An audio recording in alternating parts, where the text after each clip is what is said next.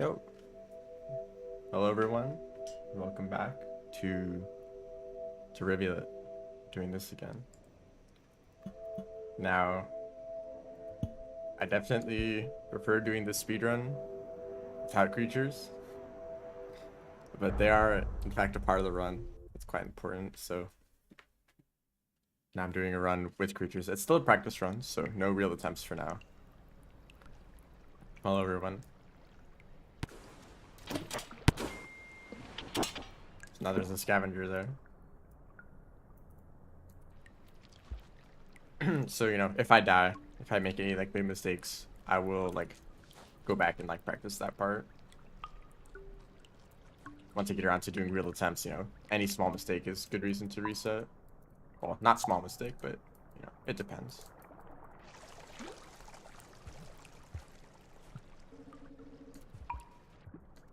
I also have a few mods on and a significant remix change, which is the no karma requirements. Something that might actually be nice for like real speedruns. It's definitely not allowed in the rules now, but it would make the run significantly more fun, more enjoyable. In the normal speedrun, what you do is you come here, and we're at Karma 1 right now, and the gate that we want to go through is Karma 5, so you Karma Cache for like 2 minutes, where you're basically not doing anything. So, starting every run, this is like the very, very beginning of the run. So every time you mess up, every time you make a mistake, and you have to reset, you are greeted with 2 minutes of doing nothing. Which is kind of how this run is. I need to find a better way to do that.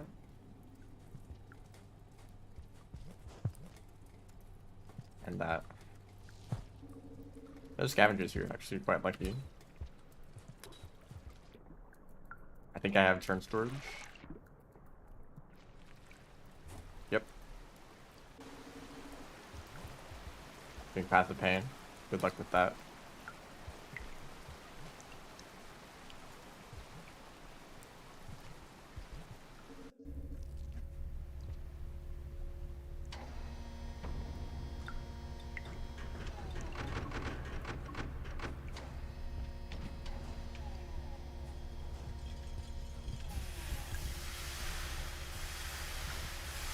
Just before the stream started, I discovered potentially an area to use wall bounces in the gutter.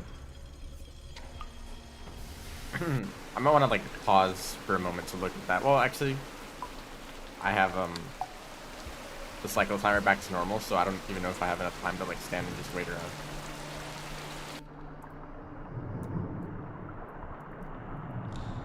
I think in this room, in the underwater part, you should only do 2 swim boosts because the third one is usually too hard to control.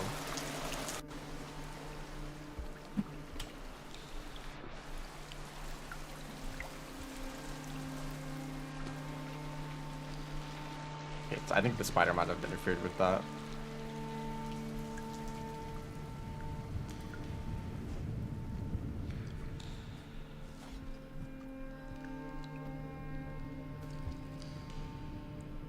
If I can do the wall pounces now, it's right here.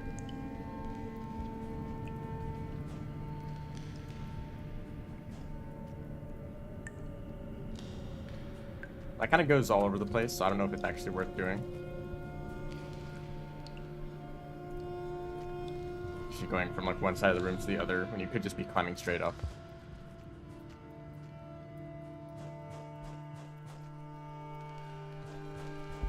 It feels like it definitely could be better.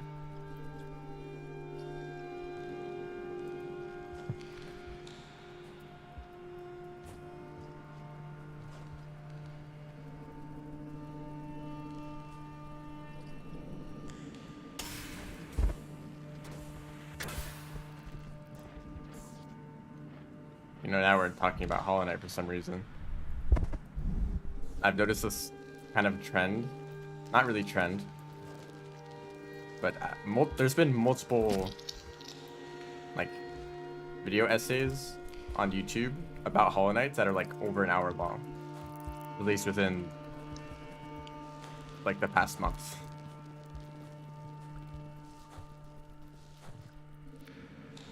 I don't know what's up with that. Maybe because there's a potential that Silksong releases this year. Probably not. Well, I don't know, maybe like in December.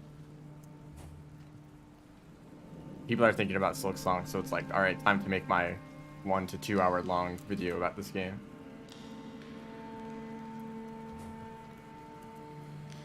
Also, I've been holding on to this Batfly this whole time. Honestly, I'd rather have 2 throwables.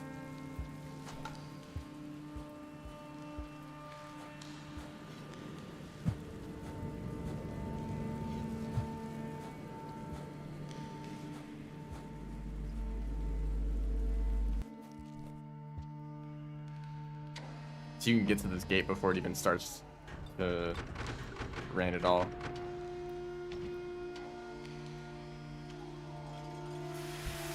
To spoil everything to new people.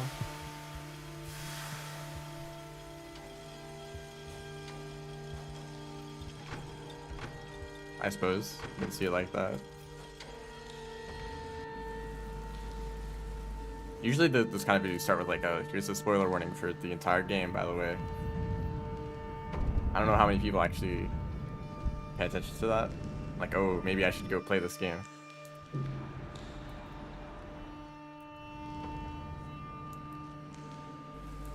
I'm not really the kind of person to do that. It's like, spoiler warning, whatever. You know?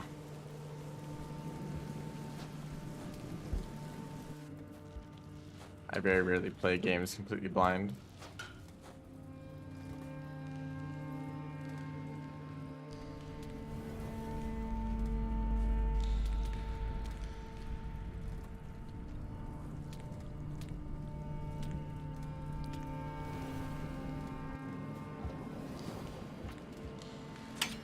Oops.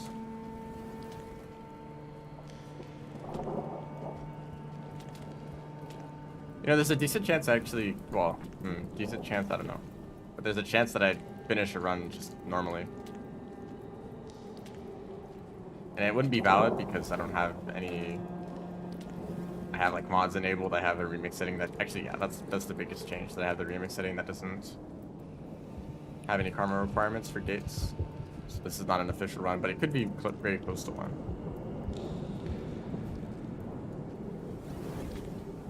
Kind of weird. There's something scary about that you accidentally get a really good run. Whoops.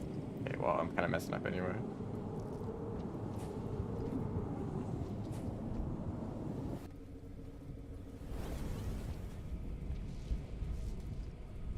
Absolute Radiance. I agree. That fight does suck.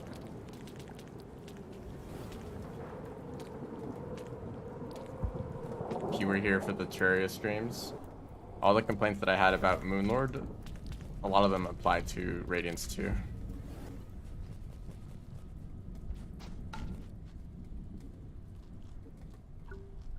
And it's not just because it's a difficult fight, it's because it's a completely different type of difficulty. And different like style of fighting. Like the Pure Vessel is also a very difficult fight, but I like that kind of difficulty a lot more because you can actually like learn it.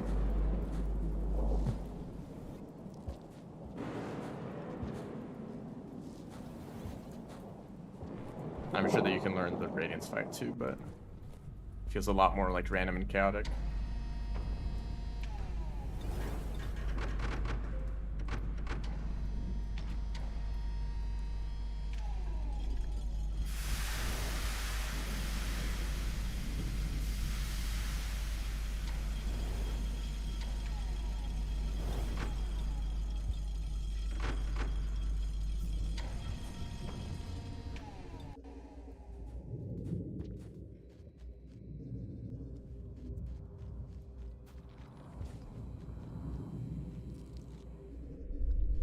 Yep, good time for gravity to change.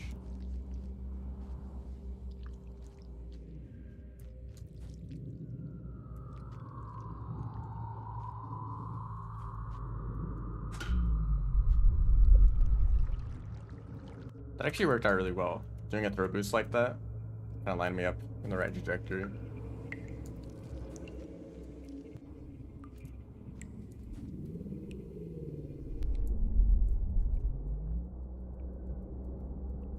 This next room might be kind of weird. Nope. That Dale likes to have a tentacle reaching out, try to grab you.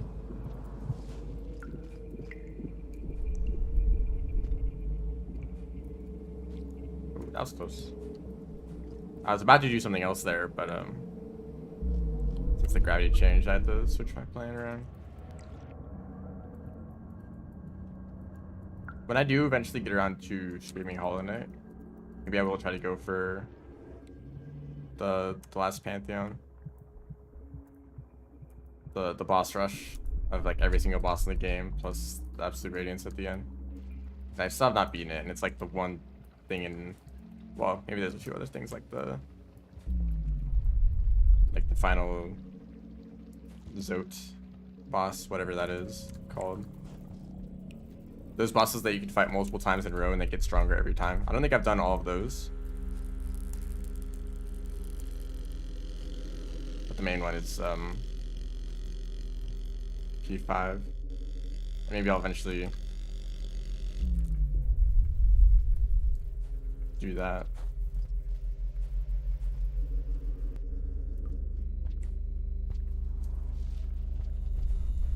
That's unfortunate. Bad cycle here. Eternal ordeal.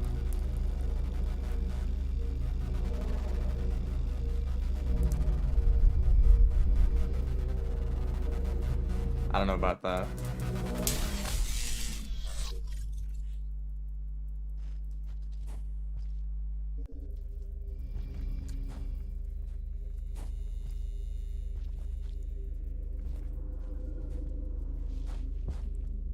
You know those red things that don't have a name? These guys, they're floating around. They're really bizarre. 'Cause they float in one spot, even in normal gravity. But you can pick them up and move them around, and then they will kind of bounce around the room like a... in a weird way, like they're attached by springs.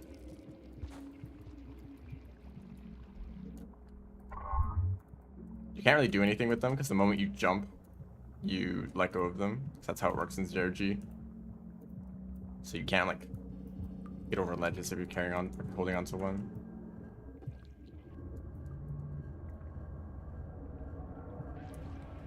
By the way, my original plan for Hollow Knight was to stream it before Silksong came out. As in like right before, like after a release date was announced, but before the game came out. That's when I would play it. But you know how it is with Silksong. You know, I'm not the kind of person to complain about games taking a long time to release though.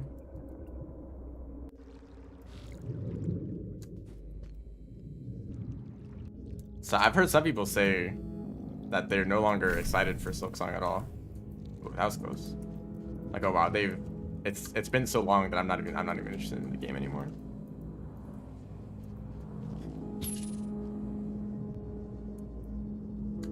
That's kind of strange to me. Like, if you're like a big fan of Hollow Knight and you're like super excited about Silksong, like a few years ago, like, but surely you would still be interested, right? Like when Silksong does come out, like you're just not gonna play it. Like, oh, it's been too long, I'm not really excited. Like whatever, I'm not gonna play it.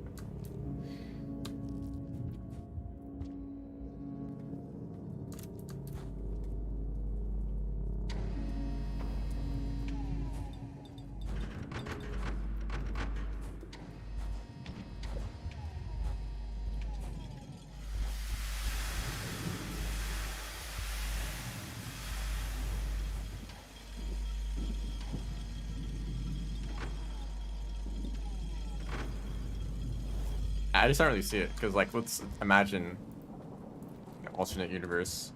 Silksong wasn't announced when it was, and it still releases on the same day. Okay, so instead we get a situation where I guess people would be kind of anticipating a sequel to the game and wondering where it is. Oh, you think that this Hollow Knight game was so successful that it would get a Let's try this again. This Hollow Knight game was so successful, you'd think you would get a sequel. And then that'd be the end of it, right? And then Silksong would be announced. I don't know how long that would take, like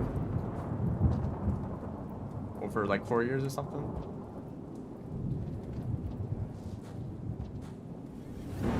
And like people would be hyped about it. Like it's not like not having. It's not like people would be like, man, it sucks that I can't play this game that we don't even know exists.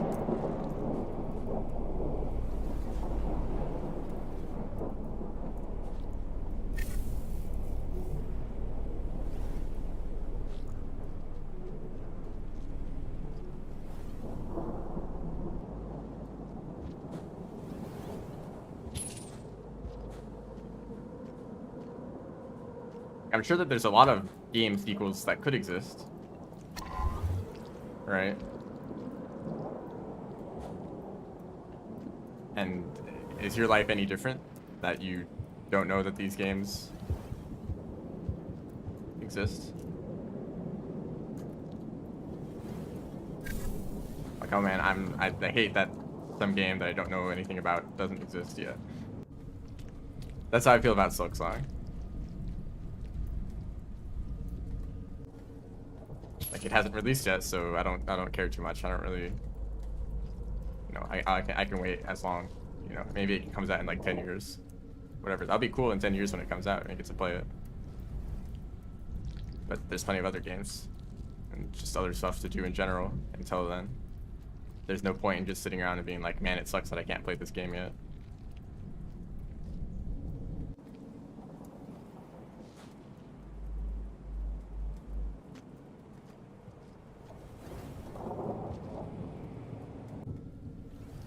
I don't like you.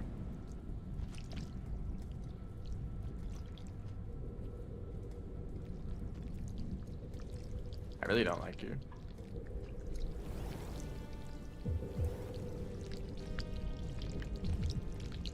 Okay. Ow. Yeah, that DLL is not in a good spot because that's kind of the route that I got used to taking, the no creatures run. Good reason to do these practice runs with creatures because I get to get used to situations like that. What should I do in that scenario?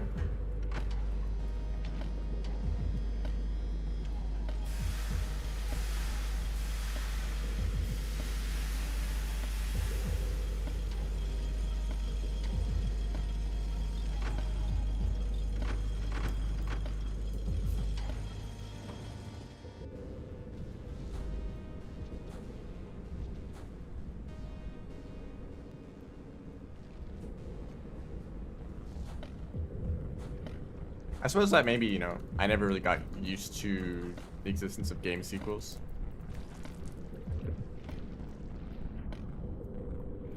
Just like the kind of games that I played never really had regular sequels. That wasn't a thing that I got used to. I did play games that get updates. Oops. Okay, I could have done a backflip there. Like Terraria. I played Terraria since like 1.1. And that game has very long intervals between its updates, so I kind of got used to waiting. Oops.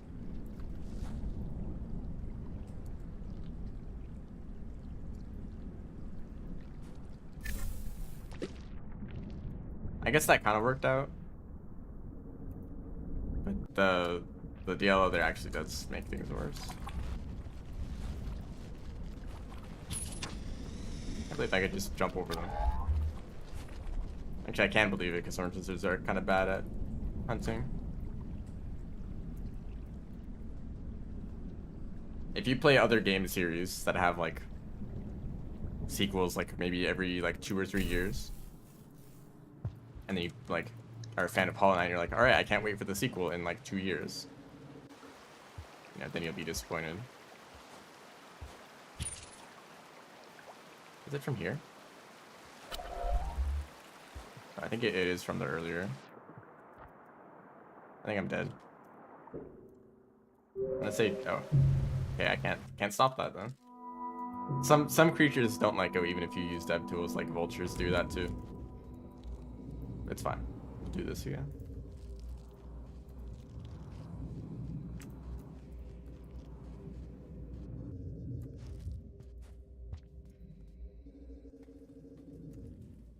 You know, something else that's funny about games like Terraria, in the state that it released originally, there was only content up to like Skeletron, right?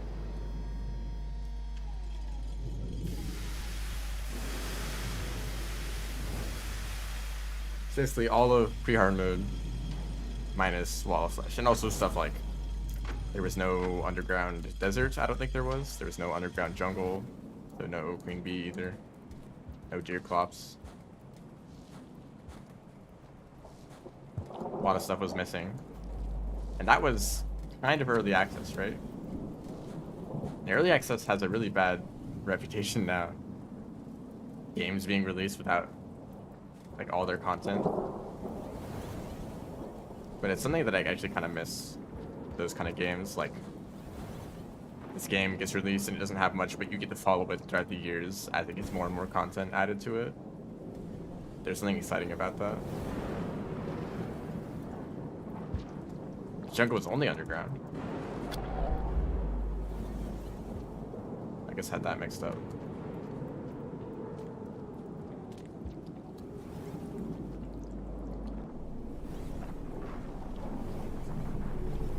I didn't mess that up this time.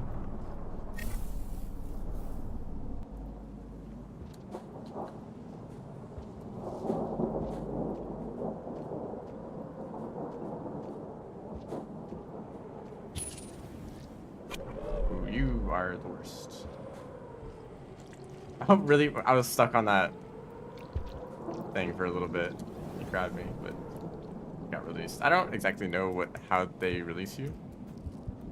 Sometimes they grab on really tight and it's really hard to escape, but other times it just kind of like happens, you know.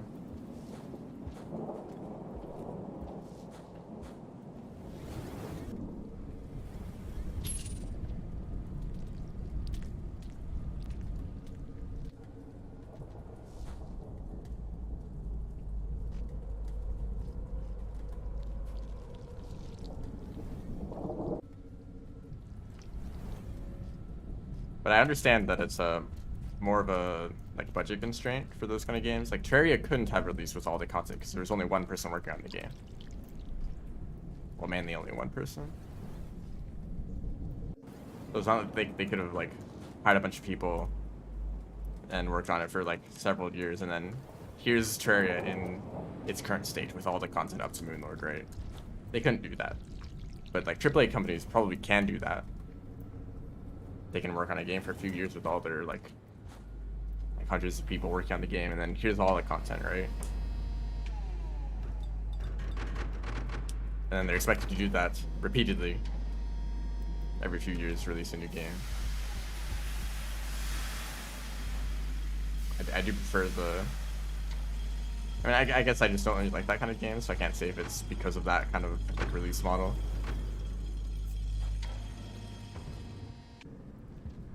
And I guess it also depends on if the updates are good, right?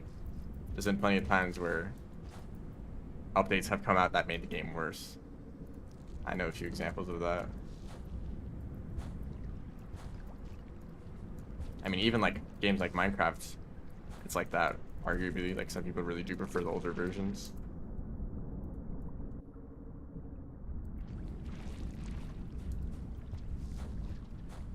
That might be faster, doing a slide bounce there.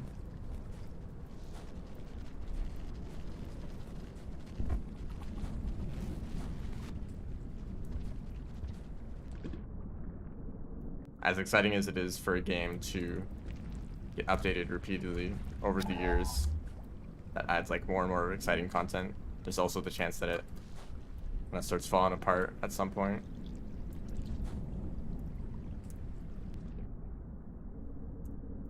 At least with Minecraft, you can still play the older versions, and there's still like communities around them.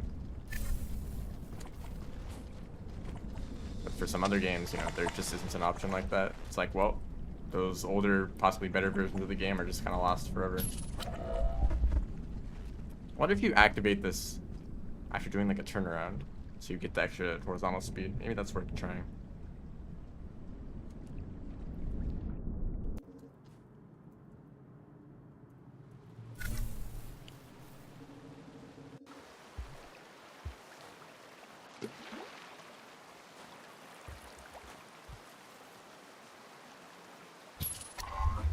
That's probably the best way to do that. I mean, maybe it's worth it to just keep moving forward, even before the rarefaction stable is back, or the rarefaction cell is back up. But I think it's really worth it, the amount of speed you get from that pounce.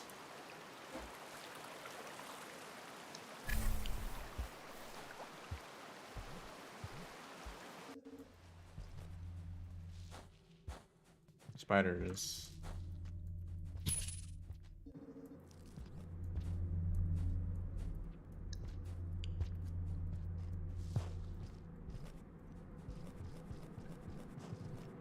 I'm not very good at that yet.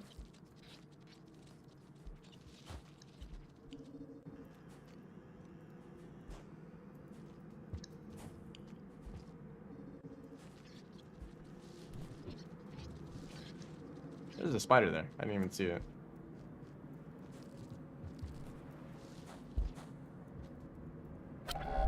Like, creatures have actually been really reasonable this run. I still made other mistakes that slowed me down, but creatures weren't really the main problem. Like, I guess the one DLL in the lake was the main problem.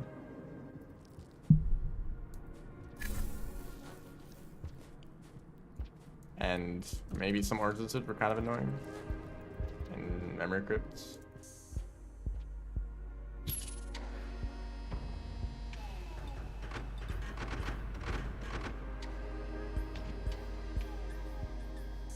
The AI video.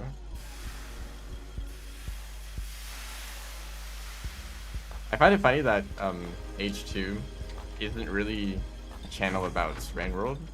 He just happens to talk about Rainworld a lot. That's how it feels to me. It's like, oh, here he goes again, talking about Rainworld.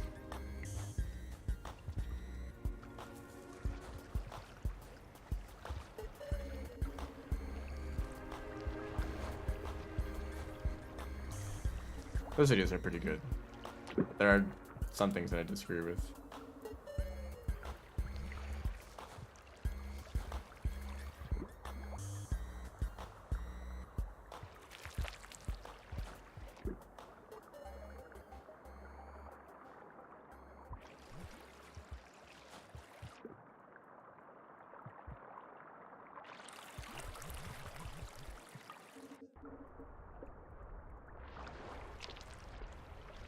And there's like only 2 jetfish here. Maybe actually, what if when I do no creature runs, right, I disable all the creatures except for jetfish, which is probably a mistake. But jetfish might be, like, if I was doing a gourmand run, right, I would want to have jetfish for like one room where you use it. So they're not like immediately aggressive where they try to kill you, but they can be helpful too, so it's like I might as well keep them enabled, right? Uh-oh. That's not great. You're not great either. That's actually kind of close. But with creatures enabled, there's a monster kelp over on the left side of that room. And maybe that kelp grabs a few with the jetfish. Because I saw a lot less jetfish there than I do usually. And there's no creature runs with only jetfish there.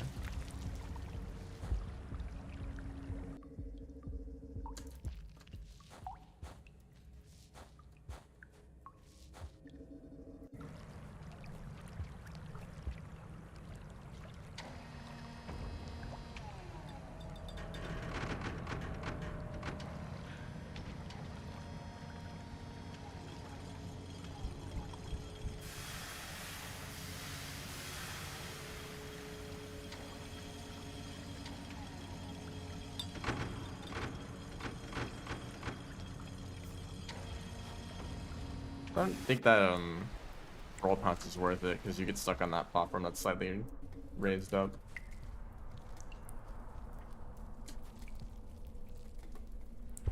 Ow.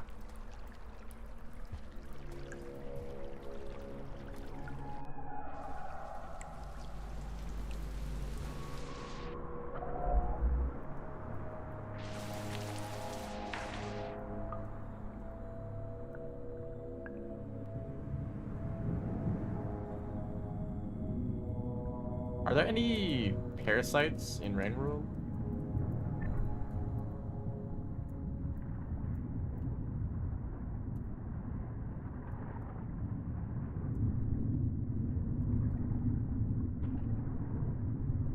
Just thinking about like the leeches. The leeches I don't think really count. They feel like more like they're not like normal leeches, right? They try to like hunt things in large groups, and they drown them. It's not like they grab on and just like or like drink blood for a bit. No, they try to like actively kill stuff.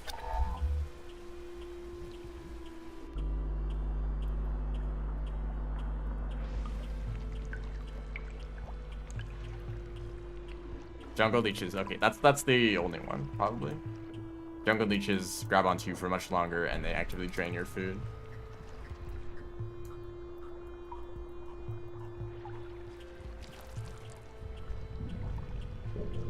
But that's like if you jump into water with jungle.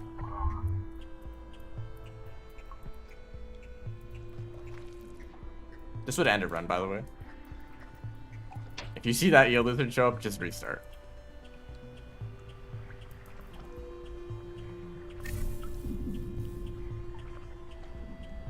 But you like, if you jump into a pool with jungle leeches in it, then they grab onto you, right? But you never see some other random creature like have some sort of parasite on them just for like a whole cycle, you know? That's something you don't really see at all.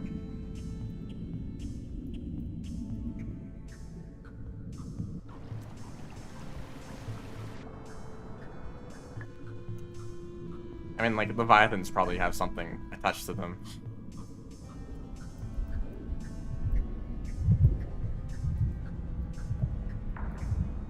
You would think like reindeer too, right?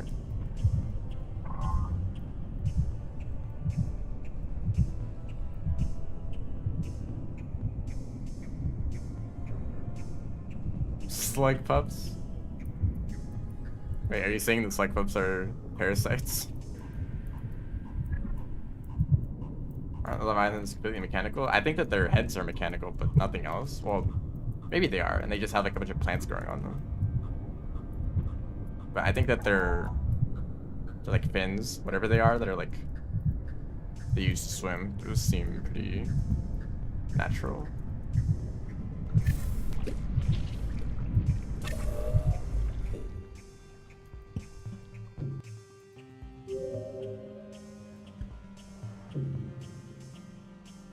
But maybe leviathans are all mechanical underneath that. Oh, did the game crash?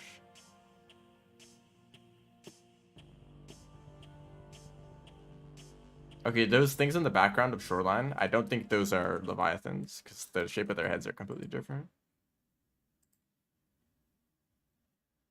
And in Waterfront Facility, the past version of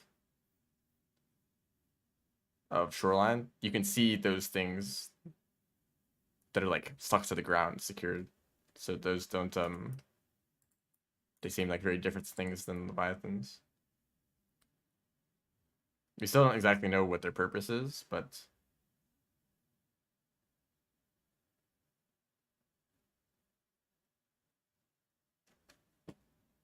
also when I was doing practice runs with no creatures using the Get That Away From Me mod, the game never crashed like it just did. I think that maybe some particular creature spawn in Bitter Airy might be causing this problem. You could turn off slug pups. Hey, they're like extra free food, free points, right? I don't even know if they give points.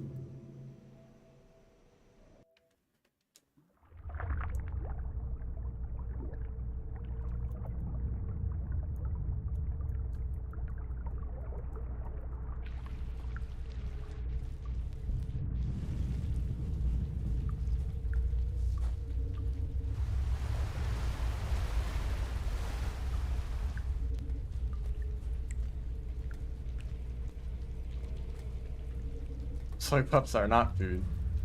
No, okay, what they're actually supposed to be used for is as a distraction. You can throw them at a lizard and the lizard would eat slug pup instead of you. See, Rivulet is just too fast to get trolled.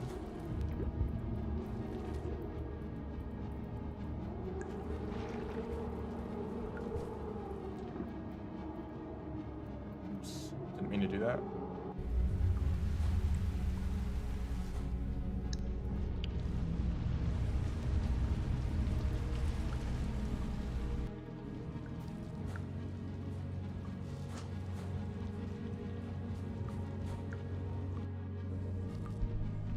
Ready for your Mirror Soldier to show up?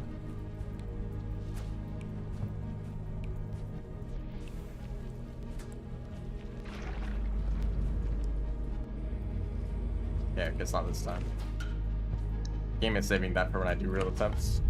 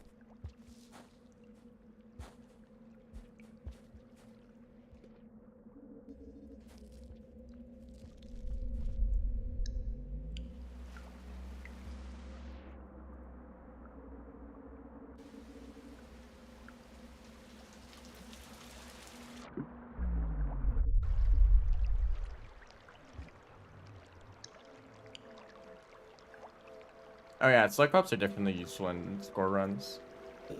Passages are just way too useful. Having a multiplier on your score. There's actually been like strats developed to consistently get slug pups to spawn just so that you can get that passage.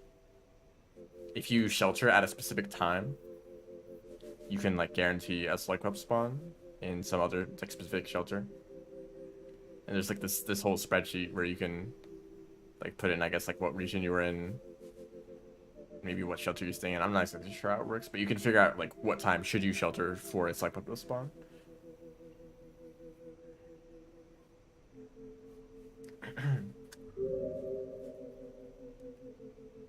And then they're free fruit after you get the passage.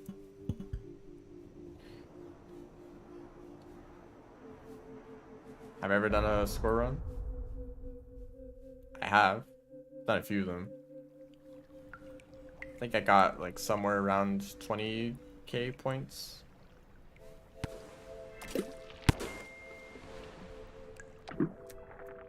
They're really rough.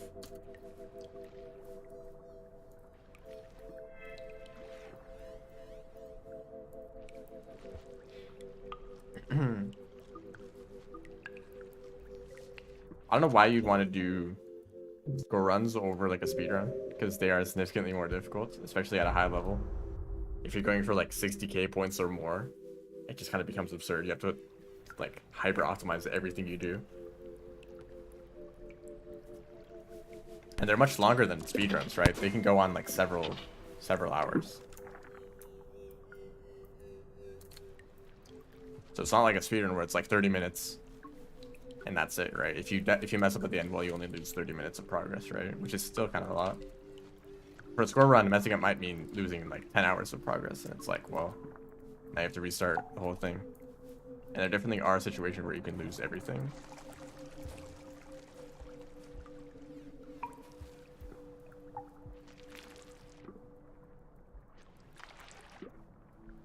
I sent you the random number generator. Yeah, I think there's some way that it's like consistent.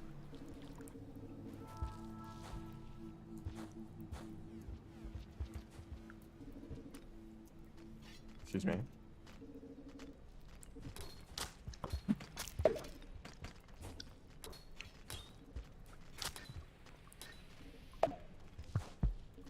That snail dead.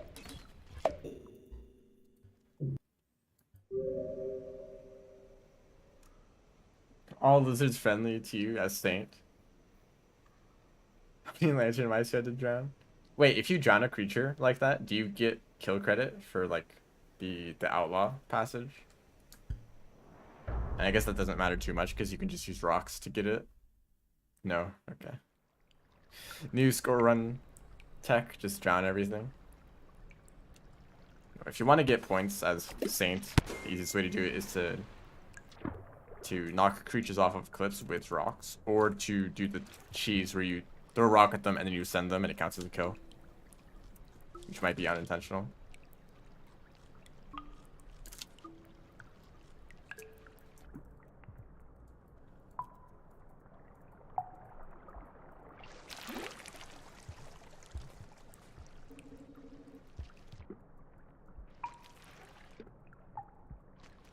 Is there even like every lizard variant in... Well, I guess actually it doesn't matter too much. There's a lot of lantern mice in the Saints campaign. They're in Silent Construct. Some of them are in Industrial. Some of them are in other places. I think like Subterranean too. There's a few of them. Ooh, wow. The moment there starts to be shit like scavengers and snails in that room, it becomes real annoying.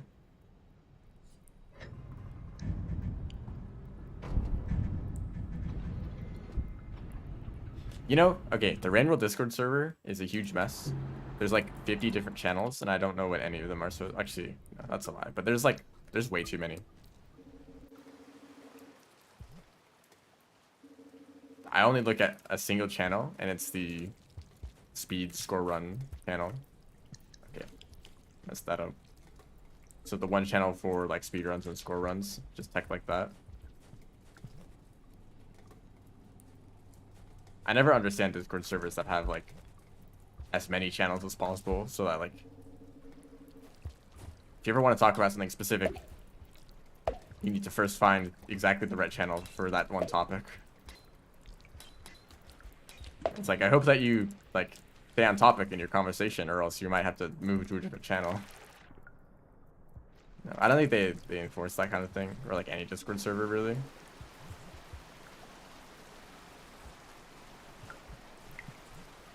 But is it really necessary to have that many?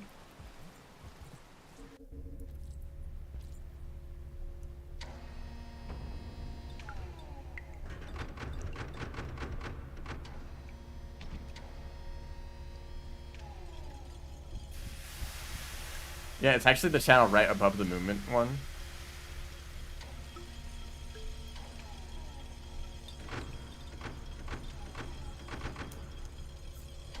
Although a lot of the time they talk about score runs over speed runs.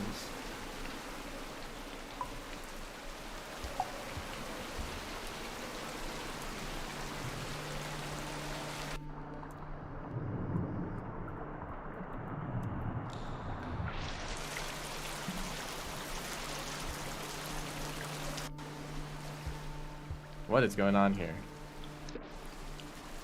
I think the eel lizard just got the hazer. Yeah. Okay. Better than not getting the plank, I suppose. I don't think that Gormon should be able to craft explosive or electric spears. I think that yes. Although Gormon is very strange. I think that, oh, hold up. I want to do this room again.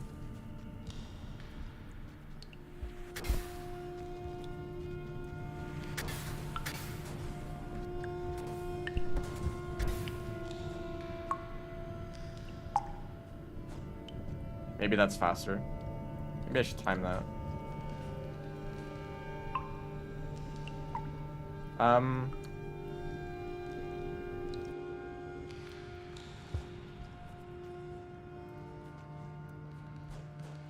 Gourmand is really strange. I feel like initially when I first played Gourmand, it was like, oh, this character, of course this character should be able to craft spears. But we've learned, or at least I've learned a lot about Gourmand and the different tech they can do. Like, do they also need the ability to make extra spears, you know? So maybe it'd be better if there was a different character. Maybe Artificer could do this, actually. I think it would make sense actually for Artificer to have like a spear crafting ability. You combine different items with spears. Not just explosive and electric spears, but also unique types of spears like fetching a spore puff or a flashbang.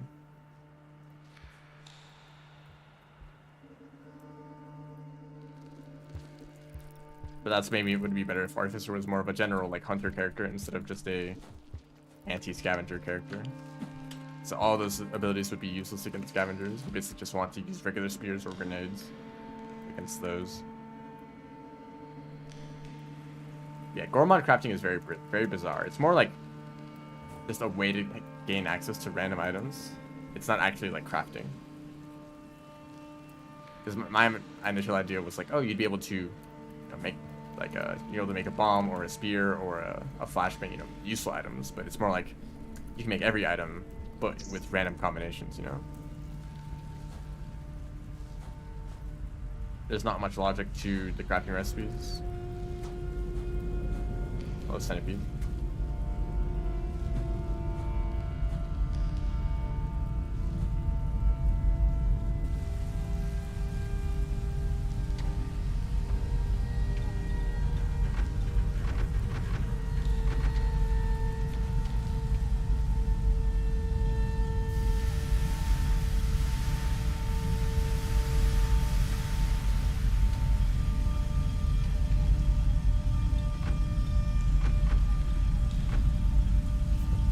Pearl Spear. Just what song is this? I have no idea. It's like the one song I don't know the name of, and I can't find it. Not like I want to find it, because you hear it at the beginning of every single review of the speedrun you do. I've heard this song too much. Also, welcome to the stream.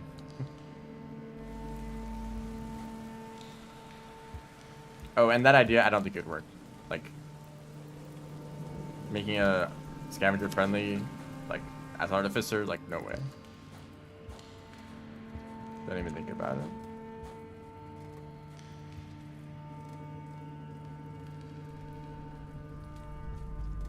Unlucky with the grapple worms.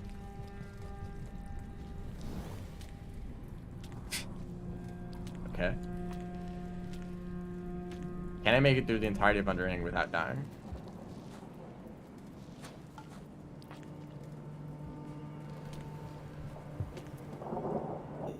No.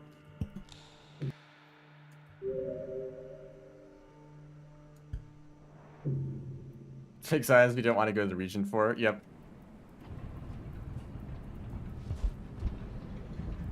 That's how it is, right? For the food quests, there's the like gooey ducks, there's the dandelion peach, there's the flower, whatever it is.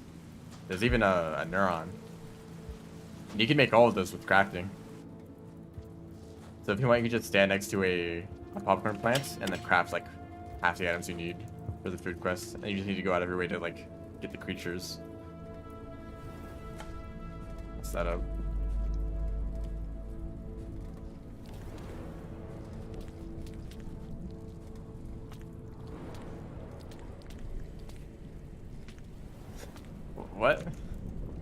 What even happened? Oh, that's what happened. Okay.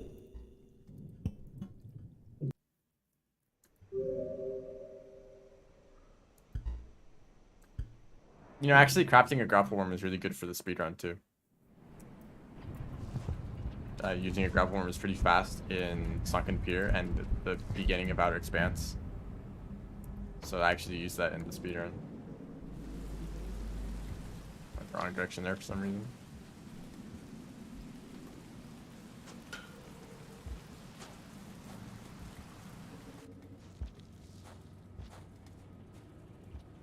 Yeah, once you start to learn some of the more like useful crafting recipes, it can actually help out a lot, but it's not something that any new player is gonna figure out. You can craft like 2 random items together and you're like, what is going on? And you just like don't bother with it for the rest of the playthrough.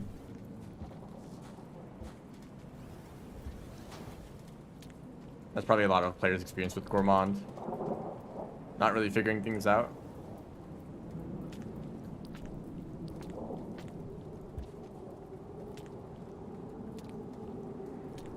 actually was perfect.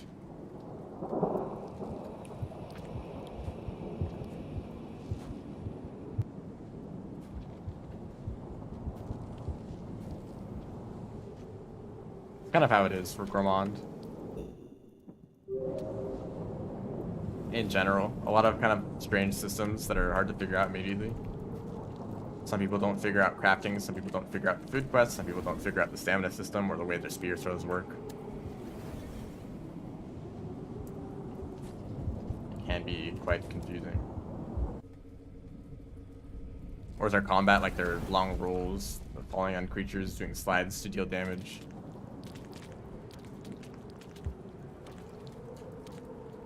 There's actually maybe not great qualities for a character. A lot of Rain World players are going to play each of the campaigns once and then never touch them again. Like, oh, I've beaten Rain World. That's it, you know. I don't know how often people replay the game, but if you don't play Gourmand multiple times, you're not going to figure out the systems, and you're probably not going to enjoy it that much. Well, actually, I can't say that, because actually a lot of people do enjoy Gourmand a lot.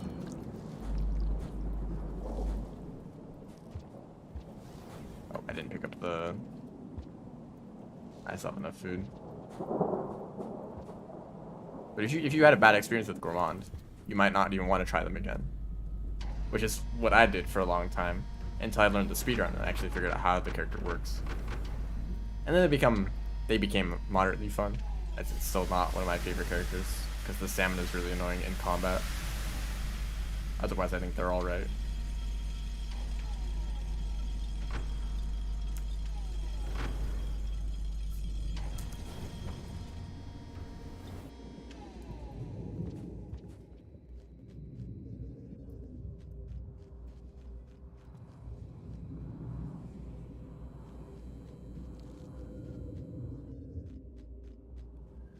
Gonna change right now, isn't it? No. It's gonna change right here. So we need to do this. But I like having the gravity normal for that room.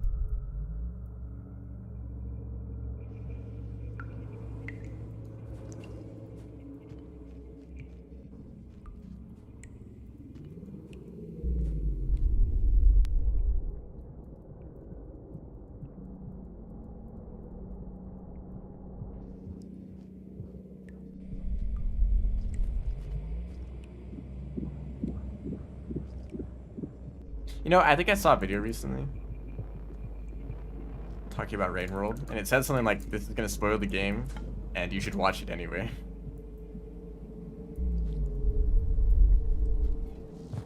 I don't actually remember much about the video, but I think it was saying that basically Rain World can be like annoying and hard to understand sometimes, so having a little bit of prior knowledge can actually make the experience better. Depending on the person. Some people really do want to figure things out for themselves, even if they get stuck for a long time. But some people would rather just know how it works from the beginning and not have to like get lost for a long time, you know? Can I just go up? Yeah, thank you.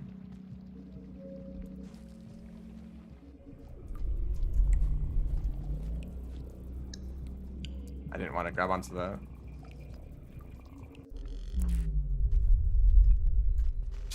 I was halfway through climbing up that thing and then they gave up.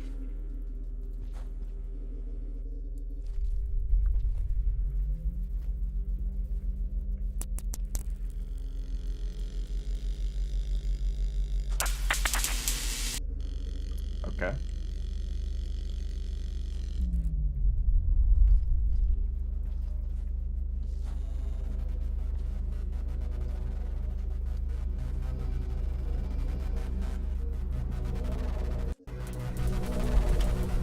Right, you can't pick it up when you're holding a spear. That's cool.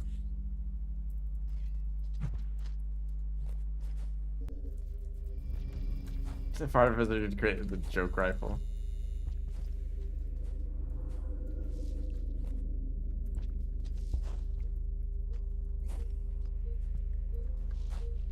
Okay, I need to get better at this.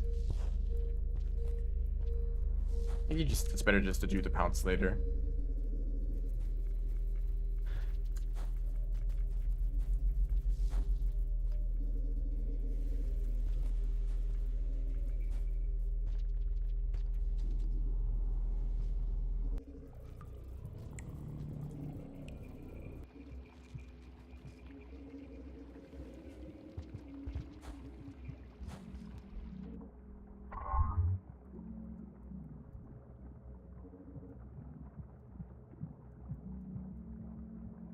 Kind of thinking recently that Rain World could probably be a lot better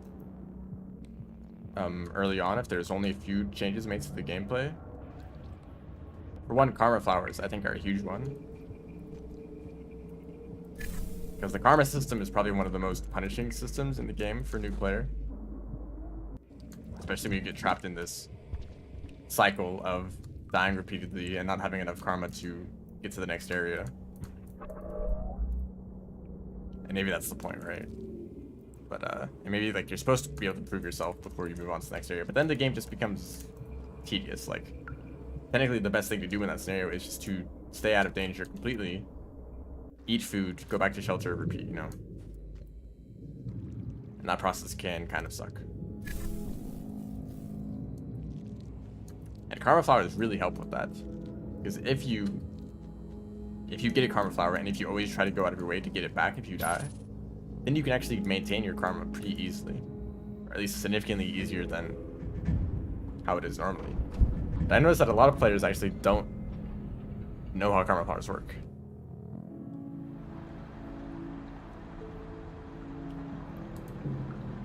Because there's one Karma Flower in Outskirts. There's two or more maybe.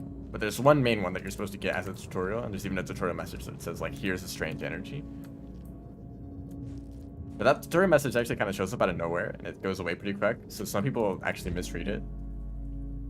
I think that one time I saw someone playing Rain World for the first time, and they got to that room with the Karma Flower, but there was also a lizard in that room. And they misread the text message as, here's a strange enemy. They were thinking that it was referring to the lizard, and they're like, what's strange about this lizard? And they completely ignored the Karma Flower. It can also kind of blend in with other like random plants.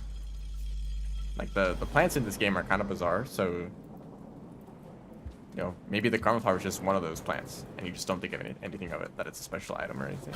Oops, I do not want to do that.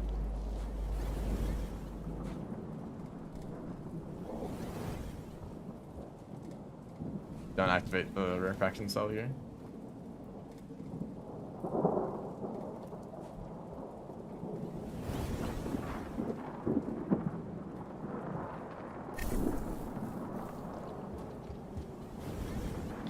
Now I have to wait for it to come back, but maybe this yellow would be a problem.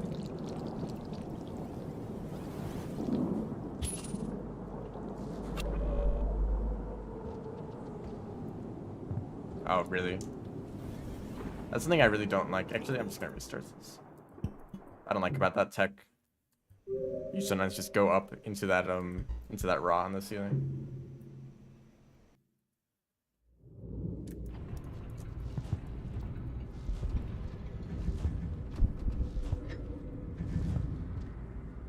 And then, okay, so for the Karma Flower, once you die, the Karma Flower stays in the location of your last death, right?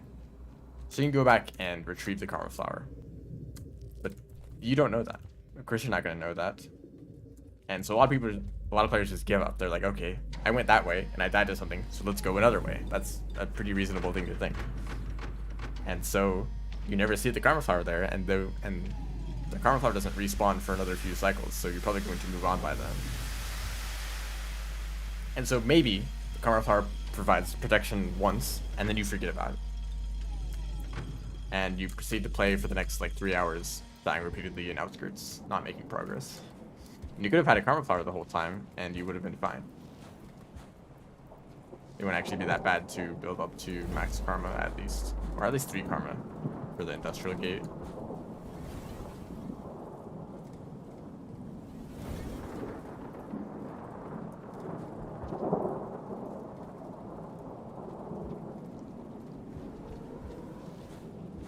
The yellow here, right here again. Yes. Maybe it's possible to just run past it. Okay. Right. This can happen. No, I'm just gonna do this. Never mind.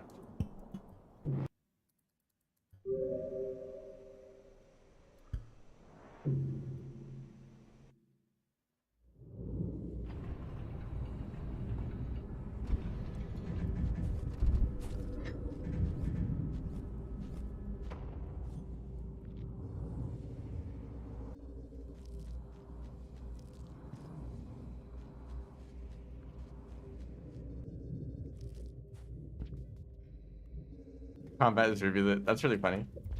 A lot of players never even fight a single creature as Rivulet. I think that's great. It's like a very different playstyle, essentially, especially since you've probably played Artificer before Rivulet. So like the last 3 characters, Hunter, Gourmand, and Rivulet, or Artificer, they're all like pretty good at combat, right?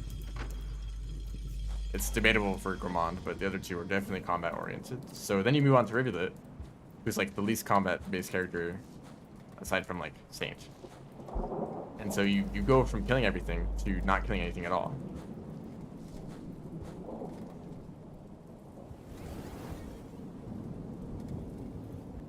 And that's kind of great, because everything about Rivulet focuses on that playstyle of just moving fast and avoiding stuff, because you have very short cycles, so you can't be distracted by creatures. And you don't have any special combat abilities, so just might as well just avoid them, you know?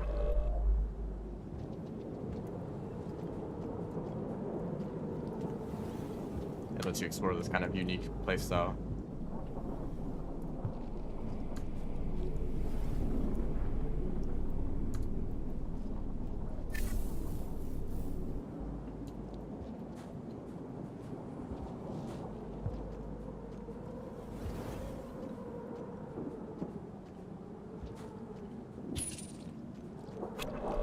Honestly, I didn't even like wait for the DLL to show up. I just kind of assume that it's not in the way.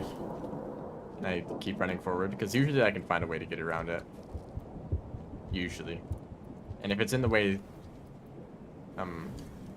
if it's in a really bad position, then the run is probably not going to go well anyway.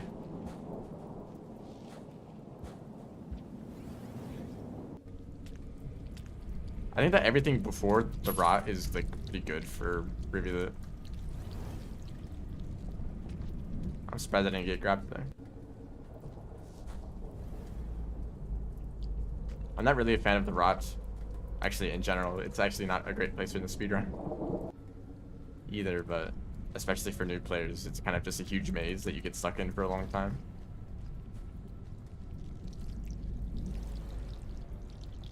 And apparently some people really do like the region for being a bunch of like challenging platforming.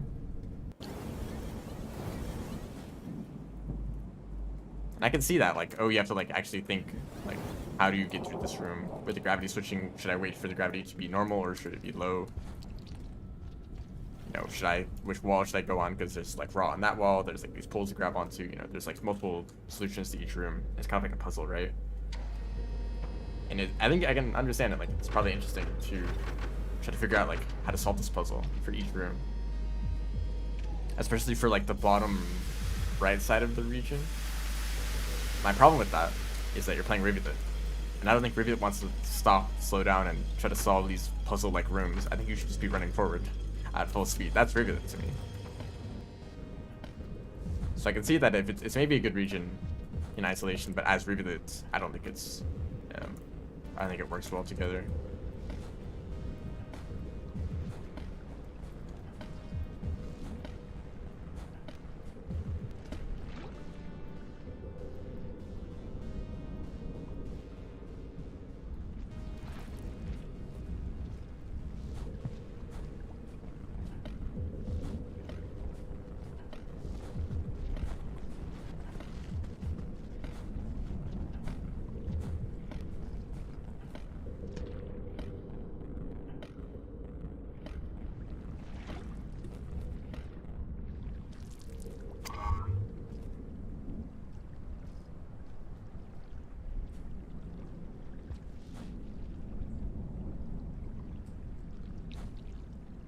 That timing on that slide pounce is actually really difficult.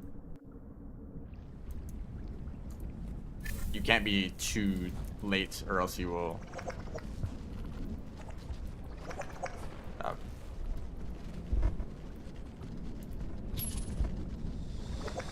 I had to focus for a bit there. Just kidding. Oh, no, I gotta. You know, I didn't speedrun this category for a long time because I didn't like the rot. That was the main reason. Because I didn't actually know much about the routes or how it changed, because we actually changed the way we would go through the rot a few times. But at first I was like, oh, Rivulet's a fun character, but I don't like the rots, so I'm not gonna do the main category speedrun. Instead, I focus mainly on Ascension percent, which maybe I should return to sometime with the new knowledge I have.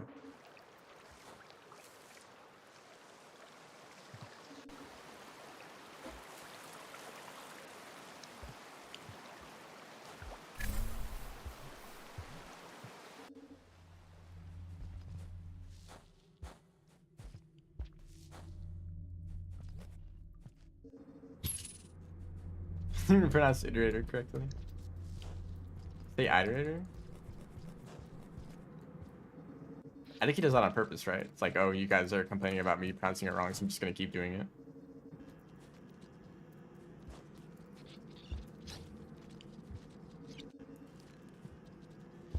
I don't really care that much. If someone says that they're doing something on purpose to be annoying, then you just know that they're trying to do it on purpose and you ignore it. Does that make sense? Yo, you're trying to be annoying, I'm just gonna not care. How about that?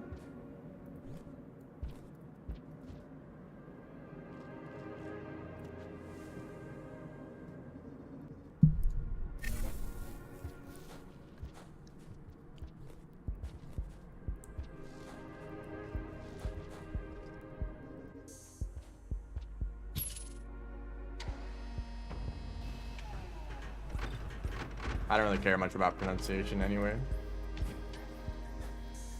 Especially across like very different places that pronounce things differently. That's just how it is. There may not be a correct pronunciation. It's like, oh, you're saying it wrong, even though you're a completely different culture almost. That just like speaks differently. But I'm still gonna be annoyed because you don't say things the way that I say it.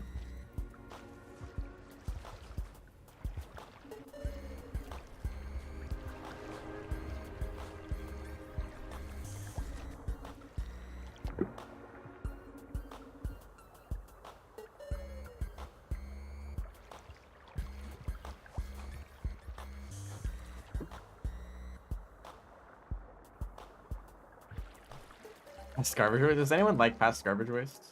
Actually? That was a weird wall bounce.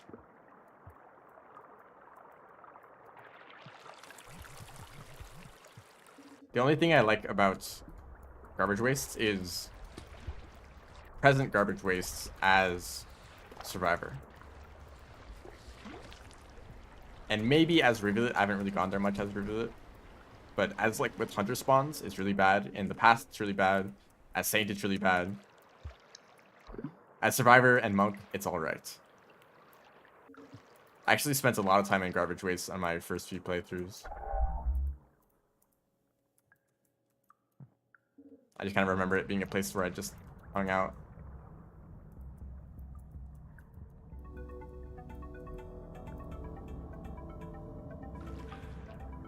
It's like actually pretty chill if you're friends with the scavengers. The problem is once there starts to be a lot of cyan lizards and like king vultures, and it's like, okay, that's too much.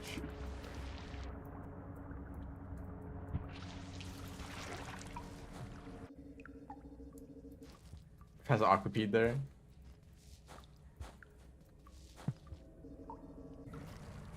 I think that sounds like it'd be that much of a problem. Like how many underwater areas are there in garbage waste that you actually have to go through? Like there's a few like puddles here and there. I don't think that'd be that much of a problem.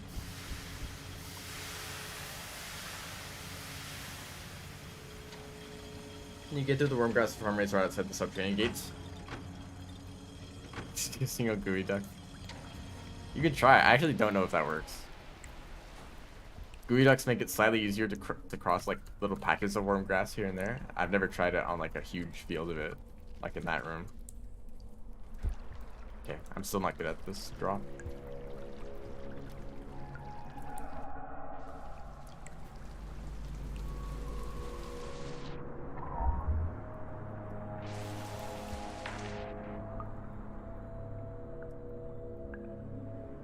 Creature videos just seem wrong.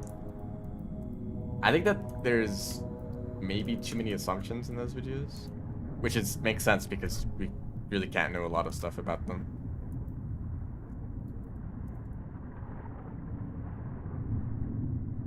I'm not really a fan of the illustrations that go alongside those videos, though. The most recent video about all the creatures and stuff. Obviously, nothing wrong with the art on its own, but using it as a like alongside a video that tries to be at least somewhat accurate about the way these creatures are, because a lot of the illustrations are just kind of like things that someone made up. You know, like, I think this is how the creature kind of looks, maybe. They tend to add a lot of detail that isn't there from the beginning, from what we can see in game. Like, there's like so many different ways to draw slug cats alone.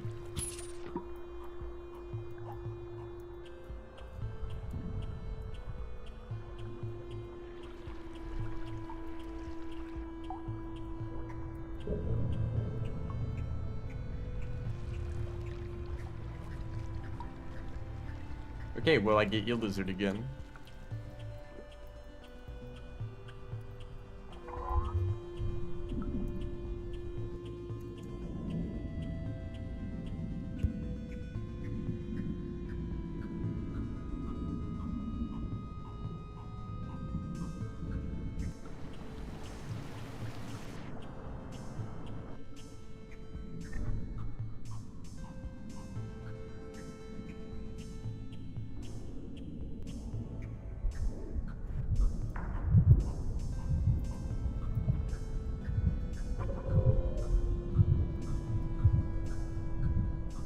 So open to interpretation, I suppose.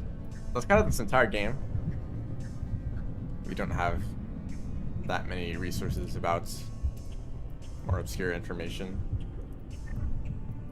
I guess my assumption is that a video like that would try to bring as much accurate information as possible, based on observations from the way the creatures behave, as well as any of the lore pearls.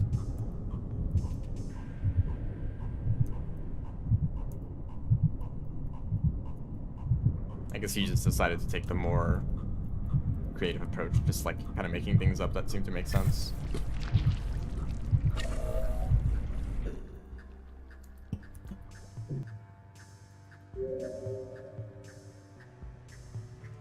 Anywhere from literal slugs to small kangaroos, yeah. There's a whole spectrum of slug cat. Like, even like the art, like this art right here of Rivulet is not exactly the same as the way Rivulet looks in game. And like all the slug cats are like, they look kind of funny in game.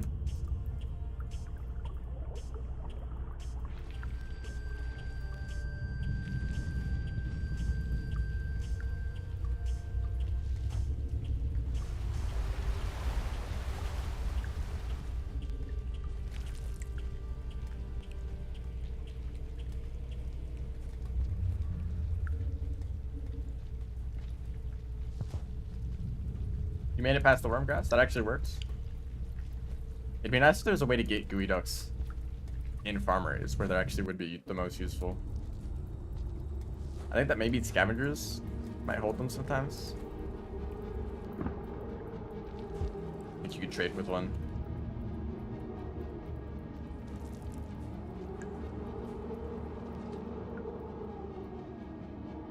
Yeah, I guess so. Otherwise you'd have to bring one up from Subterranean.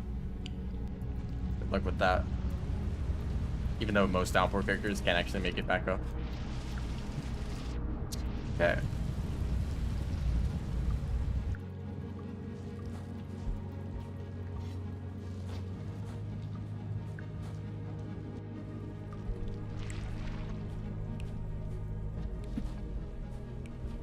Don't jump after that, you'll just end up keeping the speed for too long.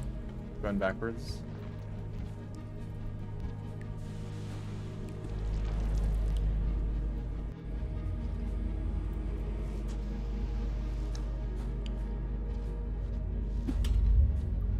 I need to practice EI hops more often. You don't do them too much as Rivulet, and when I do them, I have quite a high chance of messing it up. which actually sends you backwards sometimes. If you do a whiplash instead.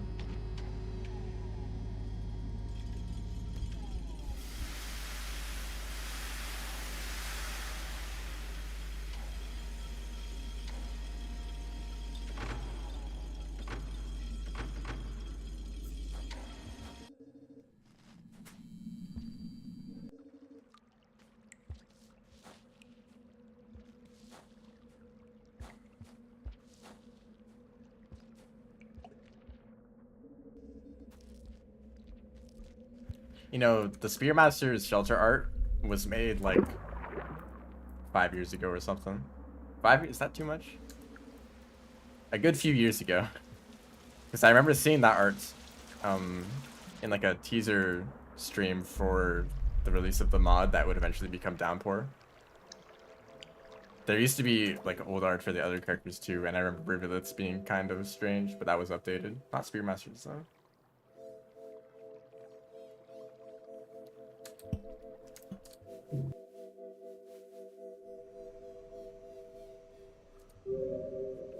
When was that video? I want to find out.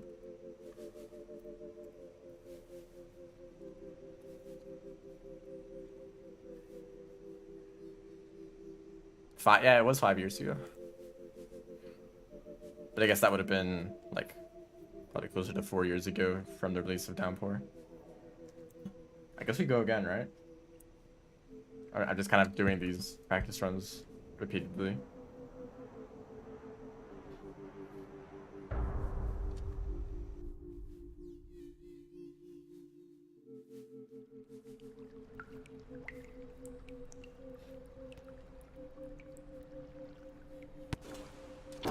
Let's just starve and fly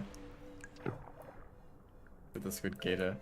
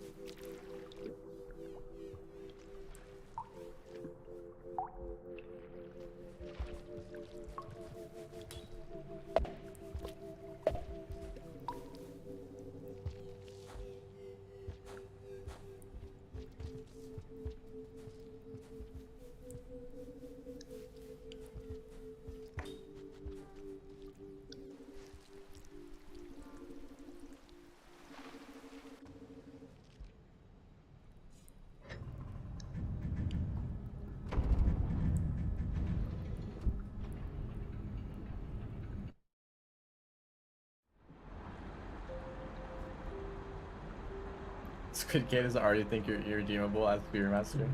Is that true, actually? Does Squid Gata rep vary between those like guts? I think it makes sense as Artificer. If like just like every creature hates Artificer. Oh, that's wonderful.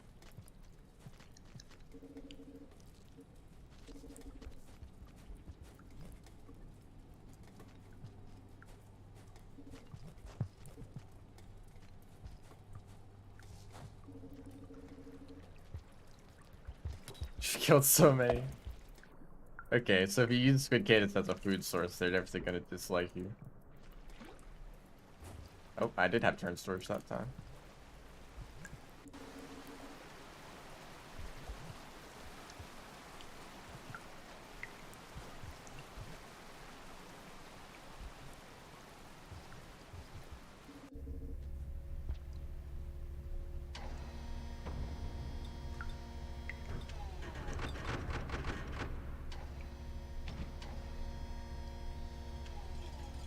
Free food trips?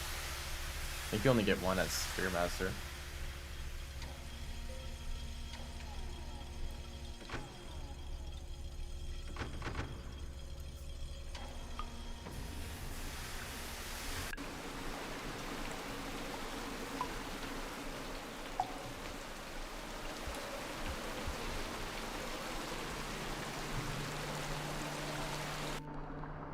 Yeah, as the other characters you could get through.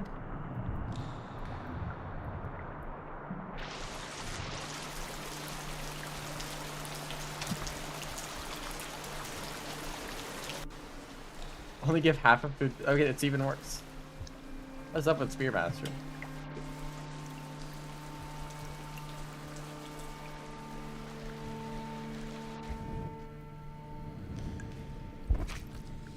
I think it's really strange the way Spearmaster was balanced. They just kind of seem to be worse than like most of the other characters. With the one strength of being able to create as many spears as you want, which is kind of situational actually.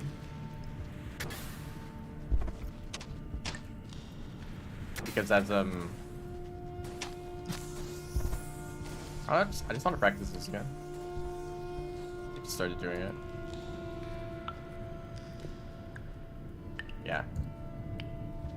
As like Hunter, you should always have 2 spears, right? And then if you stab a creature with a spear, you can just like pick up another. Okay, does this actually work? I can't get this to work for some reason. I'm trying to do wall pounce there. Right, Hunter always has 2 spears. And you can always pick them back up after you like hit a creature with it, right? And Spearmaster can hold 2 spears at once, but usually you actually want to hold some other item. So in reality, you actually end up having less spears than Hunter does. And instead of being able to pick one back up if you want to get food, you have to generate another spear, which takes longer. It ends up being kind of a downside unless you don't need food, which Spearmaster also struggles to get easily. As like Hunter, food is incredibly easy to get. Like a blue lizard already gives you like five or 6 food pips, and they'd only take like 1 spear to kill.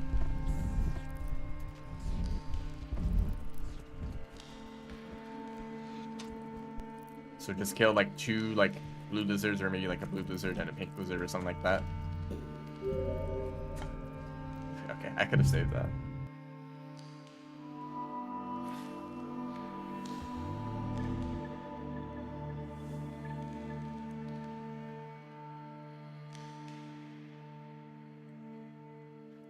I'm gonna go for just a second. I'll be back.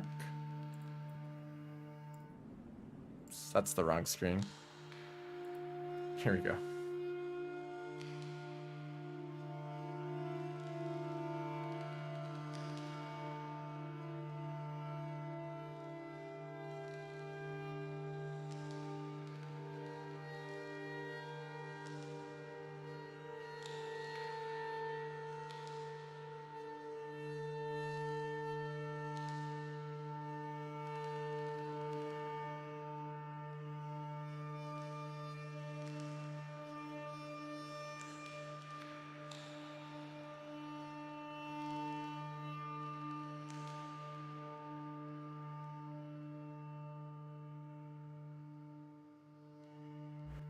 Hello.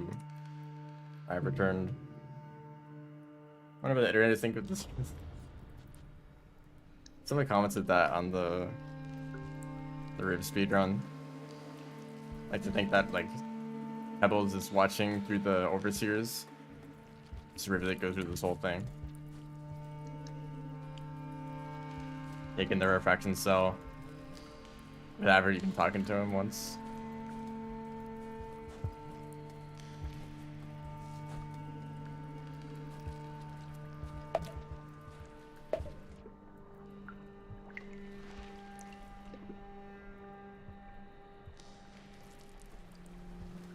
The overseers report like, oh, the slug cat has appeared and they're running around all over the place.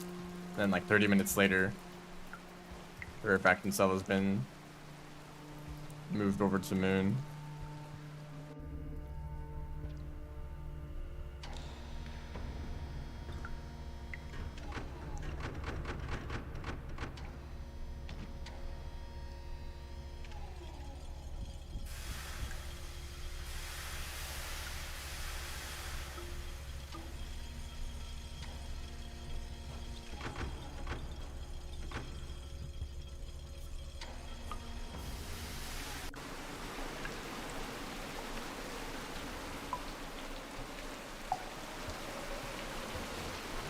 Whoops.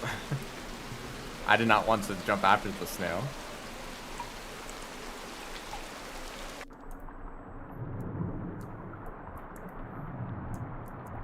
Yeah, it makes sense though. If you were able to stab a creature multiple times with the same spear and get food for every hit, then...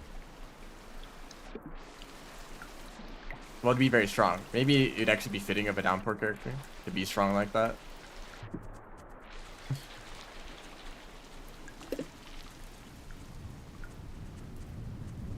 That would actually make them more effective than... well, actually it depends.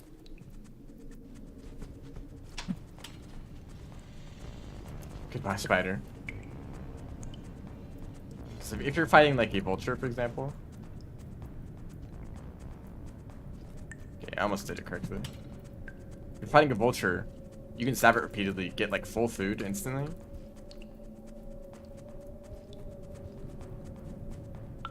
And then you don't need to like stop to eat it. You've already gotten the food, you can just move on, right? And even if you don't kill the vulture, you still got like a bunch of food from it, right? If you hit it multiple times. In reality, getting food from a vulture is actually quite difficult. Because you... let's say you hit it like twice. You hit it with 2 spears to get 2 food pips. Now you need to generate more spears. Except now the vulture's running away and you lost your chance. Or you could stockpile a bunch of spears and throw them all at once to stun the vulture, but those spears won't give you food because you like left them on the ground for a while. So then while the vulture is stunned, you can only throw like maybe 3 or 4 more spears. And all of that is still less food than Hunter would get if you just like ran up to it and spammed spears to kill it. And then you can get like a lot of food pips from that afterwards.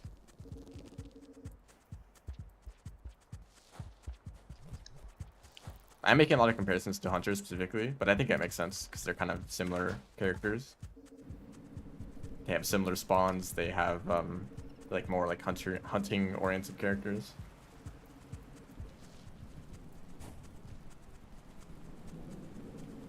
I just see Hunter as better spear master, but I don't like their campaign as much.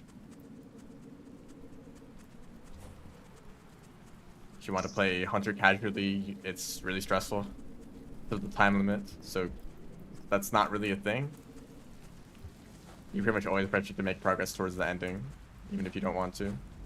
Hey, dude.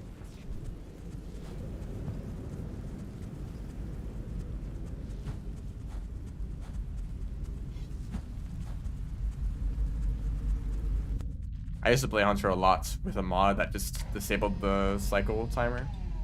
Well, not okay. Disabled the cycle limit. So you had like 10,000 cycles to do whatever you want before Hunter dies. And I enjoyed playing Hunter a lot more with that.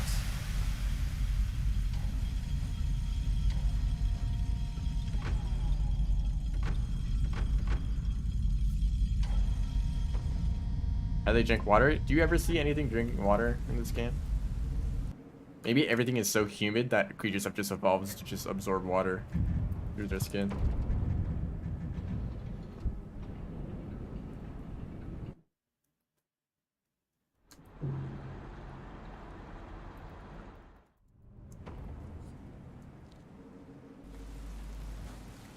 I mean, Rivulet is literally just wet all the time. See how you can pick up a bubble fruit and it will just pop instantly. Oh, I didn't pick up a rock.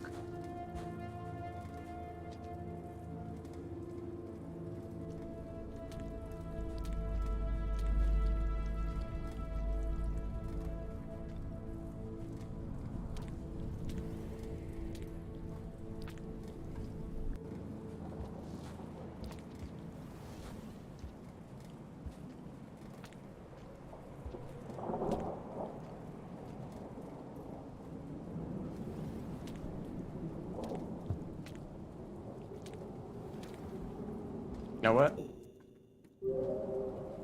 Let's try that again.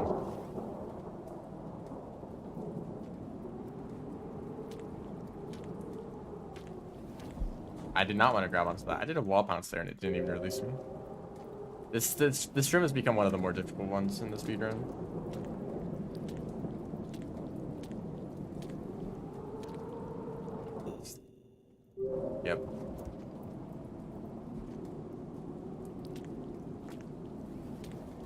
I'm sure it gets consistent eventually.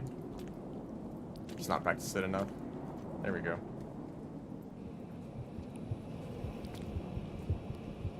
Oh. Careful, dude.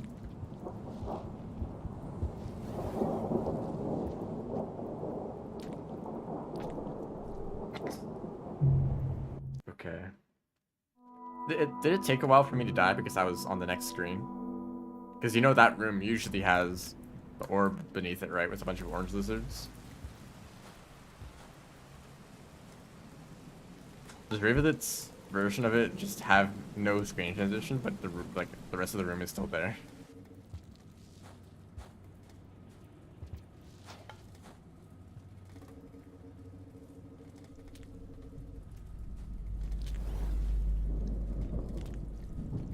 If you're superhuman, the bubble proof would just pop. If that makes sense. Ooh, that's a good jump. Not the right path, but it still worked.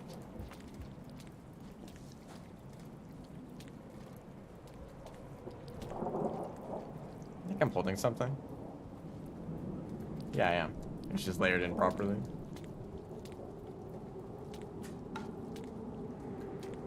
I guess you could use the throw boost there to make that easier. It makes a difference.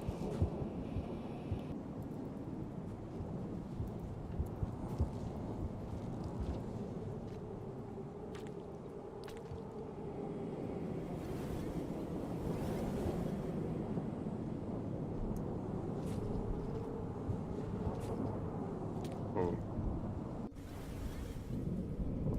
Can't say Kaiba or bioengineering.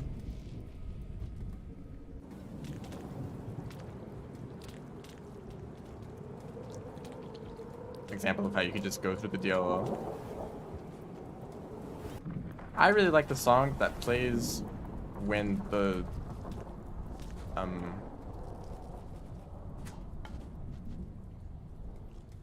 actually it's true, that's a really hard question.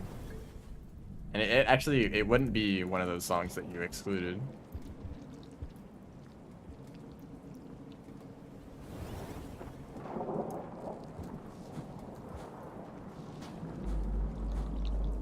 I'm a big fan of some of the more like atmospheric tracks, like the one that plays at the top of the depth.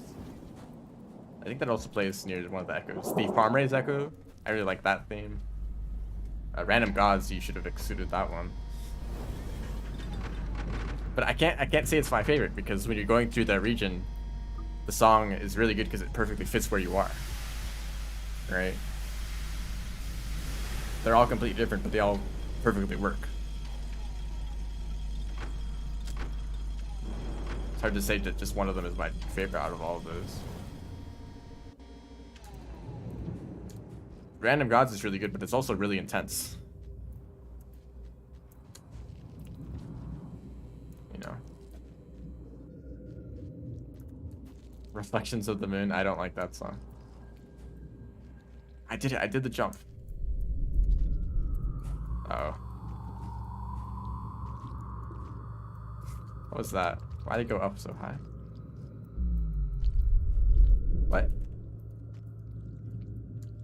I was like going up on those jumps when it should have sent me directly the direction I was holding in because it was low gravity, right? That's bizarre. Also, I have no tail. Oh, it's back. Did I have no tail for that one room?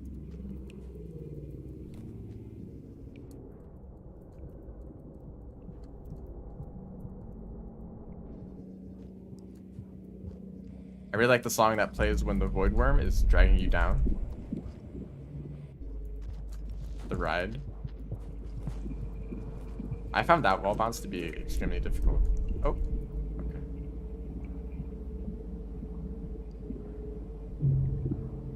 Isn't that good, but in that moment. In the moments, I was turning down the volume because my ears were gonna blow up.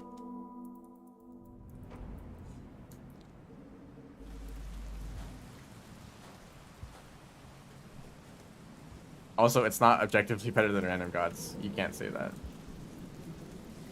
And Random Gods is not objectively better than that song either.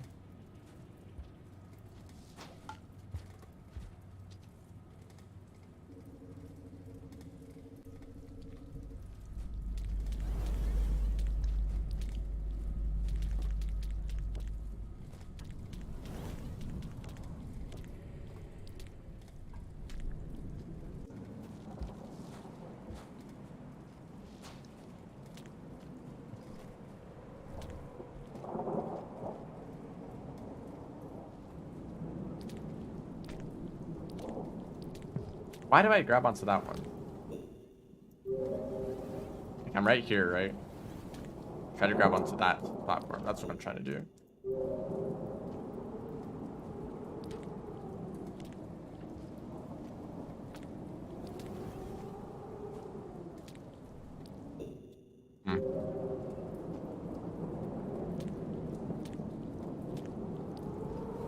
I guess I should just grapple earlier. Or maybe I should just hold up. Try that. That's kind of awkward. I really like garbage. It's hard to say. Garbage City Shuffle.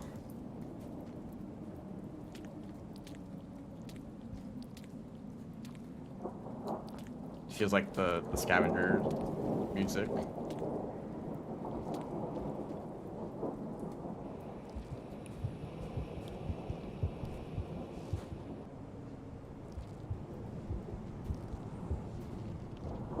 But you can kind of just keep on going like this, right? Like, oh, I really like this song and this song. There's so many really good ones in this game.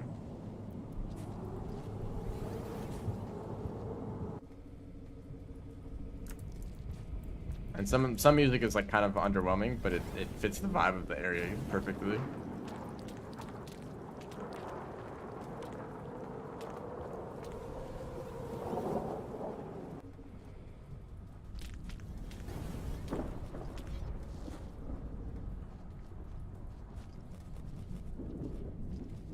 Oh, the song that plays in that one room at the beginning of Outskirts. Unseen Lands, I think it's called. That one's really good, even though it's only like 20 seconds long.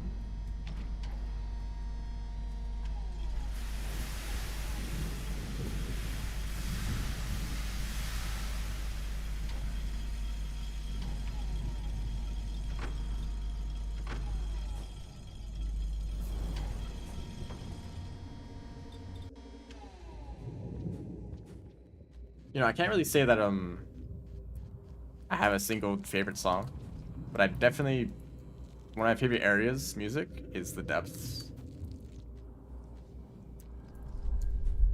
The music that plays from entering the depths after filtration system all the way down to the very ending. All of the music that plays in that whole sequence is like some of the best in the game. And it perfectly fits just how bizarre the depths is. But also, not exactly how bizarre it is. Maybe for like the Void Sea music, but how it has a unique feeling compared to the rest of the game.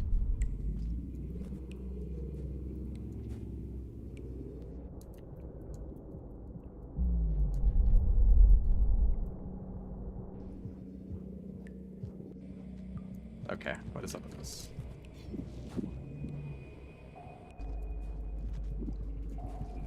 I can't do that wall bounce.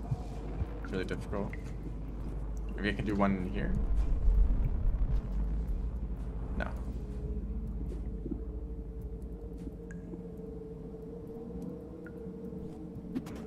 No, the Neuron. Best song is opening cutscene. That was really good too.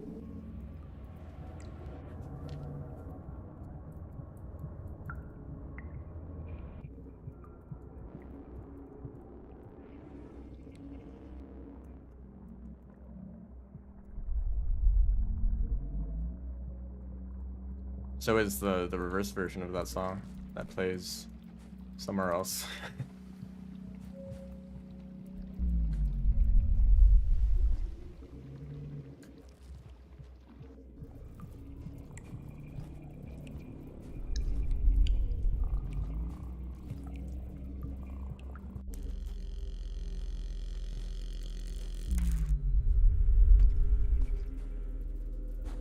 There's a song that plays in Pipe Yard that was also in one of the old videos for Rain World showcasing slug pups.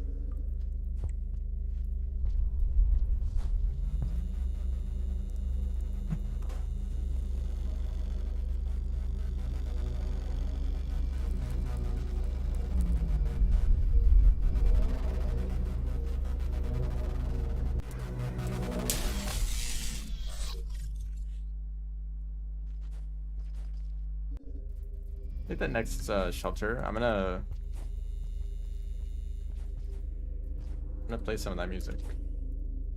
Oops, hold up. I forgot to do the thing. Not that. That's not the thing. There we go.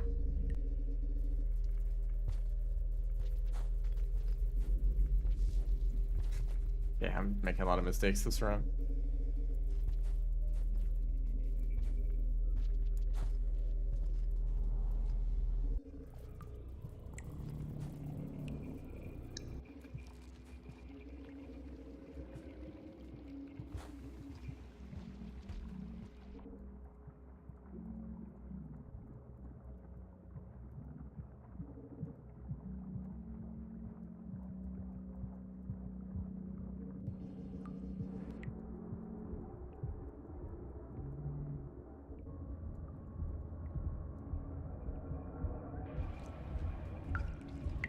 Oh, I totally forgot to turn on the refraction cell. Like, the physics are a bit different here than I'm used to. That's strange.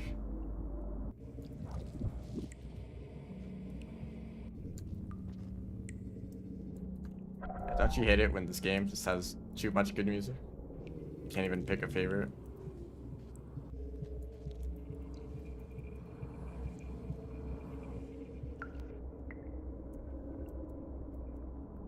Well, why are you doing this?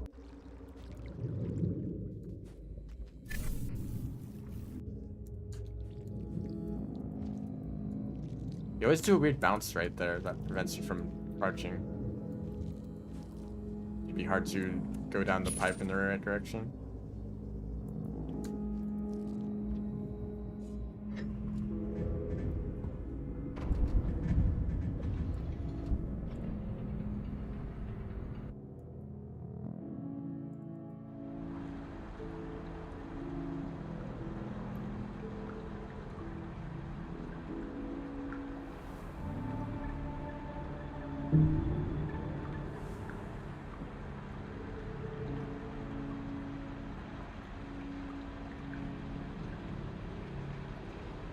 Oh dear.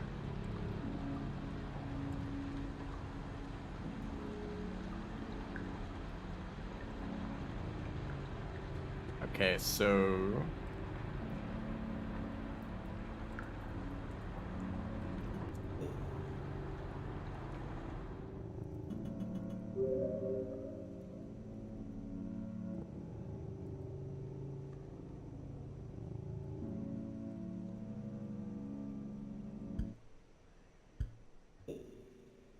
change around the sound settings for the stream.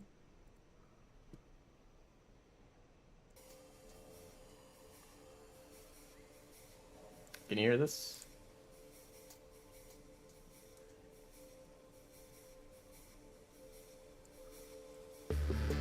Oh, definitely can now. Let me know if this is too loud.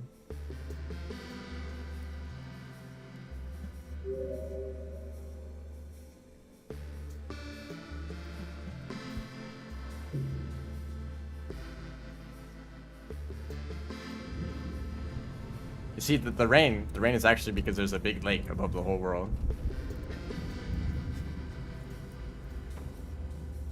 It's a good example of how, like, the world is, like, consistent in its logic, and how everything has an explanation.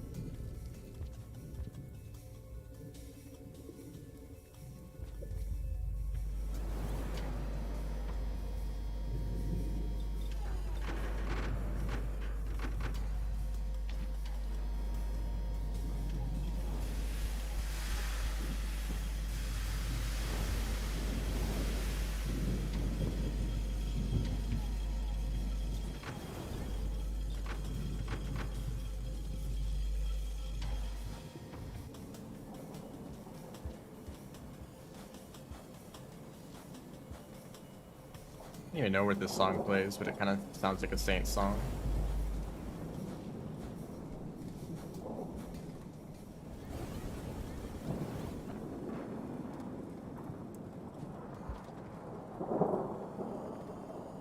Oh, because Rain World takes place in Florida, right? Okay, that actually explains a lot.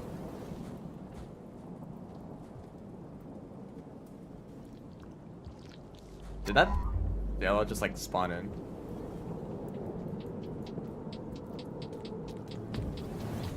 I really like this song. I think it's only in the trailers though, right?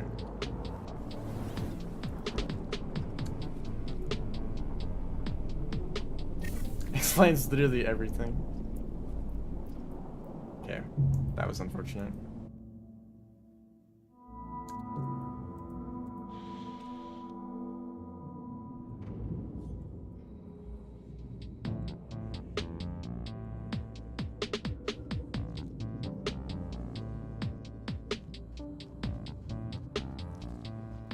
Yeah, giant lizards, the rain,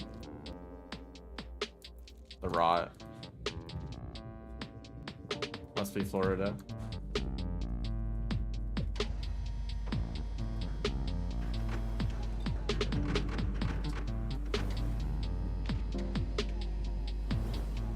Florida man drinks the entire ocean.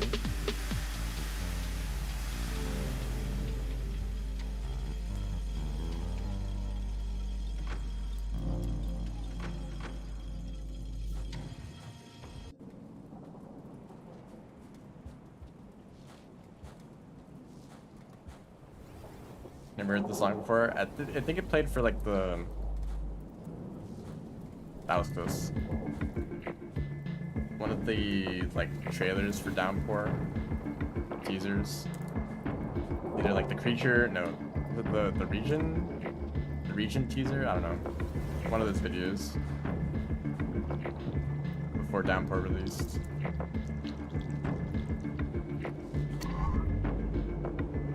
Subterranean song. The one that plays for 5 seconds.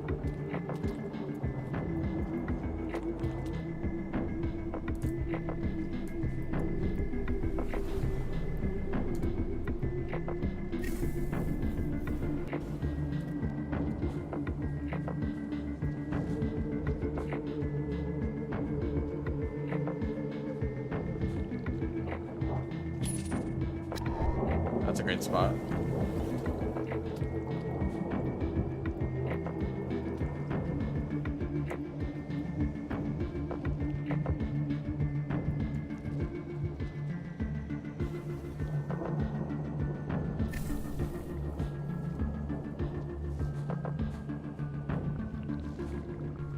Where you can learn you die from falling. Sometimes I see people play the game for the first time and they're like, is there fall damage? And they like fall from the top of rooms to the bottom and they're like, oh, there's no fall damage. That didn't do anything. And only like 10 hours later, they like die in some other random room that's like several screens tall. It's like, oh, there's fall damage. This is one of those rooms, or at least where this song plays. And this room too, I guess, if you fall down from the top.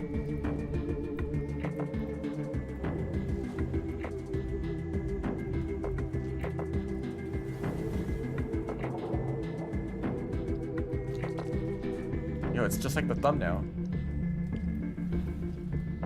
You know the one, maybe.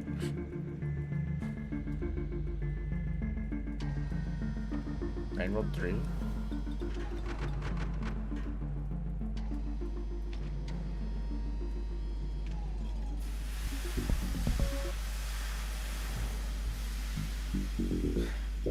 This song.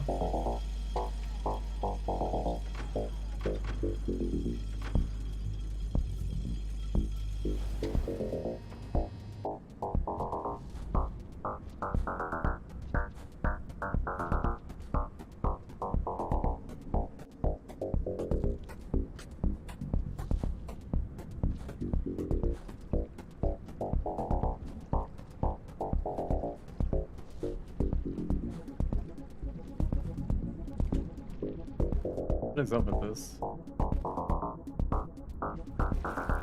This is one of those songs from the older version of Rain World that never made it to the final game. Right?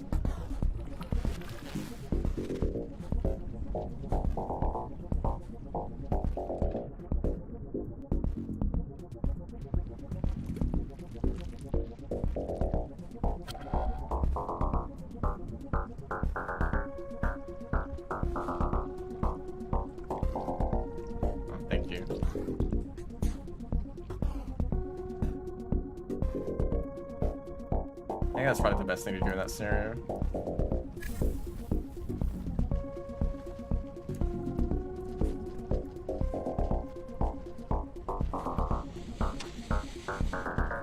Don't mind me.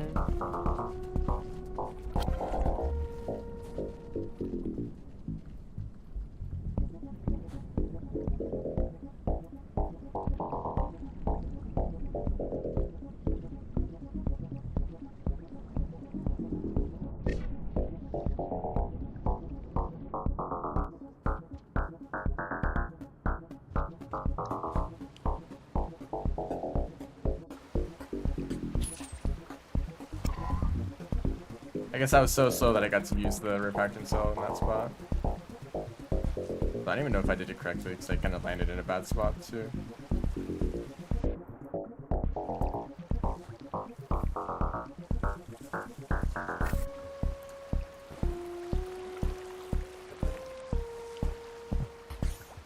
Don't do that. Also, I never ate a neuron, so I can't see.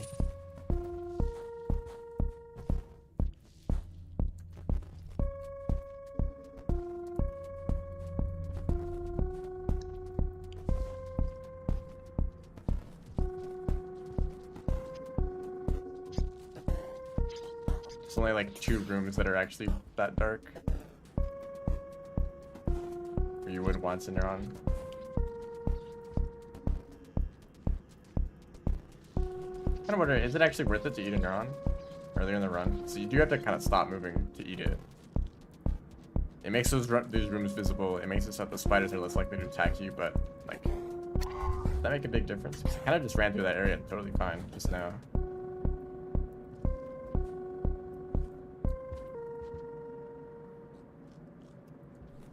Okay. That's certainly an interesting song.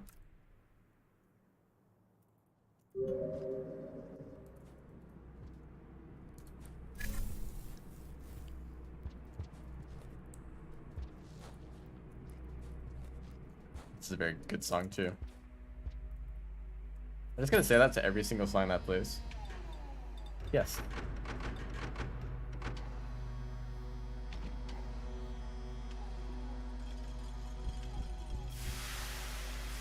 No, I'm not gonna play any more specific songs. I'm just gonna let this playlist go. Just have it random shuffle. Okay, this is Lost City. Headed to the beginning of Metropolis. Probably one of the best introductions to a downpour region in like the whole DLC.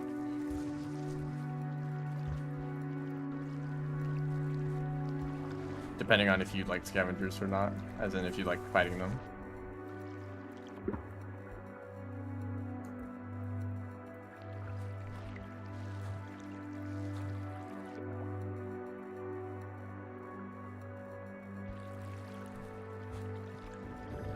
I'm glad the song is really good too, because this, you know, in Metropolis, you know, the city, it's the city that's in the background, and you're always wondering if you can go there, what it looks like. If you play all of the campaigns in order, you'll start with Gourmand, and then pretty much the only new area for Gourmand is Outer Expanse, right? And there's good music in Outer Expanse, but it's a completely new area, so you don't have any expectations for it. For Metropolis, though, you have all the expectations for it. It's the city in the background, right? And then this, you enter it, and this song plays, and it's great. It's like probably like the best, kind of the best at making you feel like you're starting like this DLC. Like just how much new stuff there is, and also that it's like high quality new stuff. Even though I don't really like Metropolis. But it's cool on your first time through the region. Very good at doing that.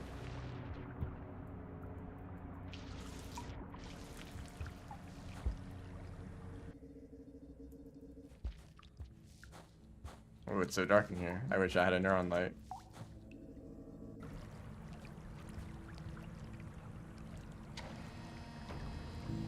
Took just 59 minutes from Rivulet. Is someone actually doing a Rivulet speedrun? I kind of wonder all the speedrun, like what would it look like if we could see all the speedruns that haven't been submitted? Maybe you have submitted the run, I just haven't checked. Like, I have a bunch of speedruns that I haven't submitted to the leaderboards that might be world records. Potentially. As in one that I can think of, but maybe like a few more random ones.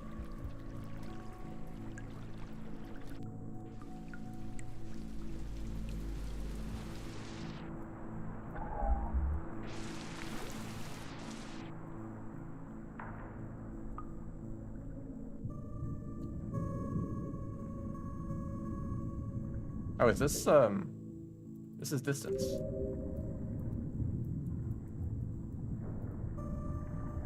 Didn't know the name of this song. Horns look more active.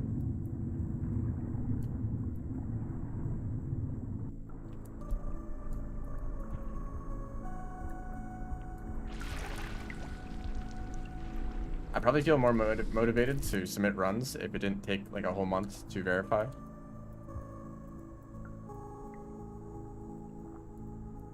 What if you get a better run in that month? You know, it doesn't take a month. It takes like a few weeks, but that happens sometimes where I would get a good run and then be like, well, I could submit this now, or I could just try to get a better run. And then I would try to do more attempts. I would fail to get a better run, but I still wouldn't go back to upload the first one. Like, I don't even think I have a Saints 30% run like uploaded at all. Even though I did that category a whole lot. I just was like not happy that I didn't get a sub-hour run.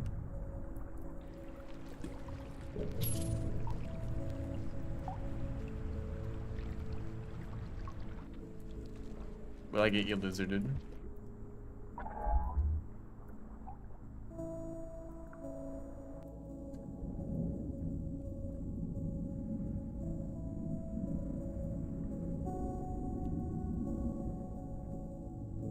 You can edit the submission. Huh. Okay.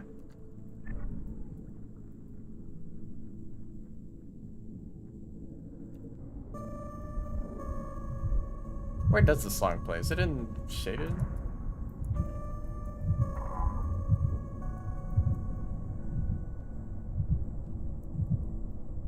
Kinda sounds like a Shaded song.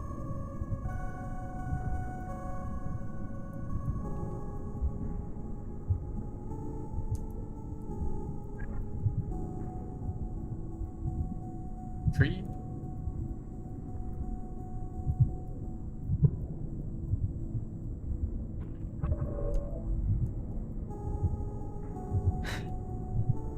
Farmeries. Downpour outskirts. Like in the rooms where Speakermaster starts.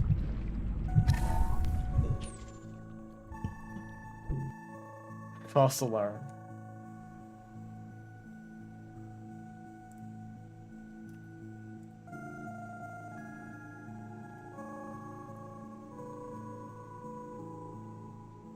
Yeah, I guess it plays in Farmers.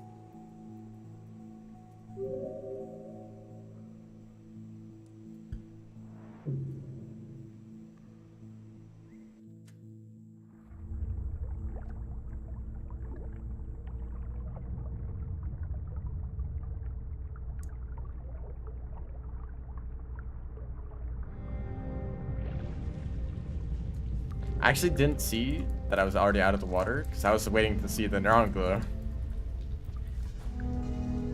Normally you can see yourself underwater pretty easily with the neon glow, but I didn't see that at all. So I wasn't even looking at the screen. I looked back and suddenly Rivulet's there. Also, this is another teaser song.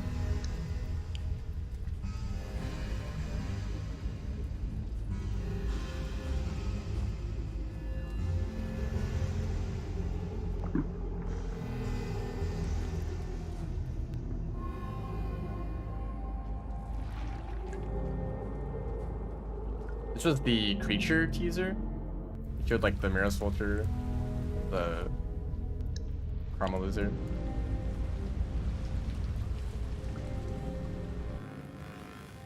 Sounds like a submerged theme. I guess it does a little bit.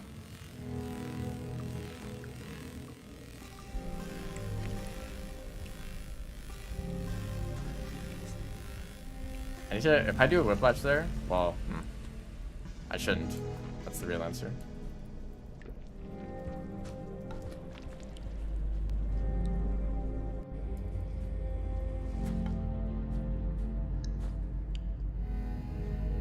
I think is that this one area and bitter area is like where you can use the most EI hops. It's also the very end of the run, so you might be too stressed out to do them easily.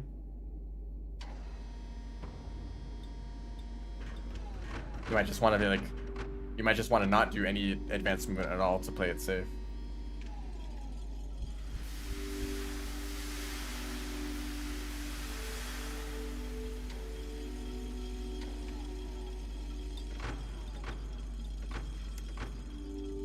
The Blizzard Lizard?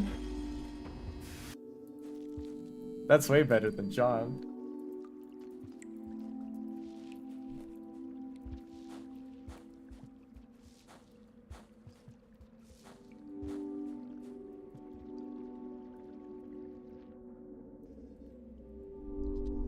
Why did that happen?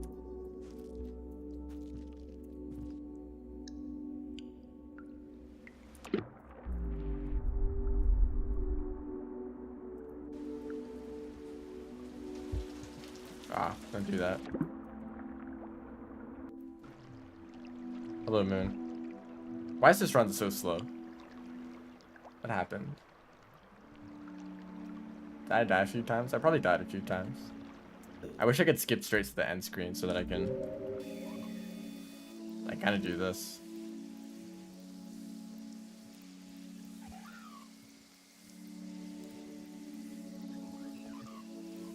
Also, that sound effect.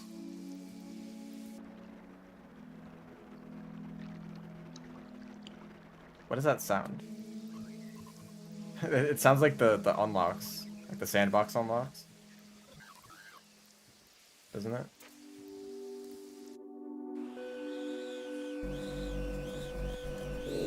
Whoops. Oh shoot, I broke it.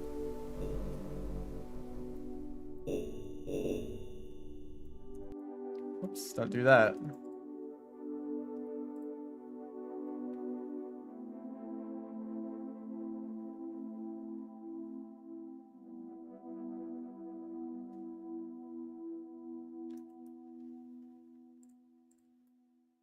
I was kind of thinking that you know, I don't like farm raids that much because the deer are annoying. But I think it is kind of a nice region if you're not too worried about going fast.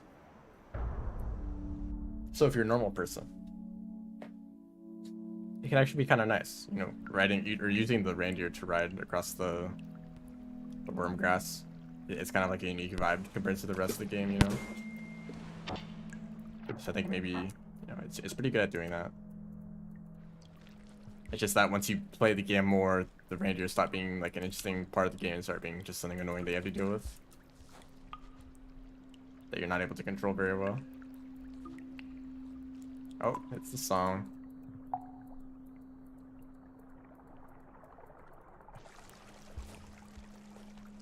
Not ship characters in the stream chat. Yeah, it's a dangerous place to go.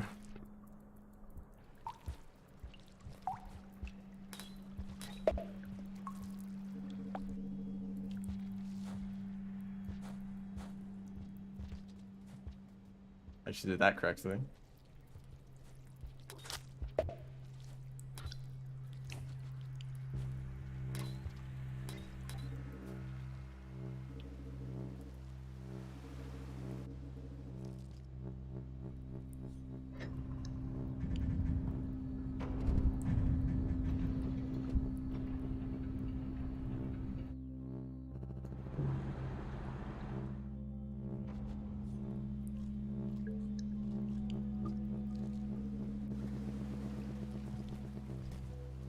Is brother weird?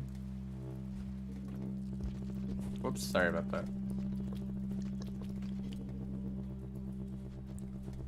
Moon literally calls herself Big Sis Moon.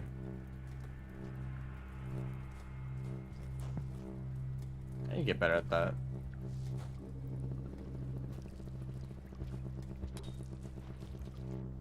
I think I have turnaround storage now. Yep.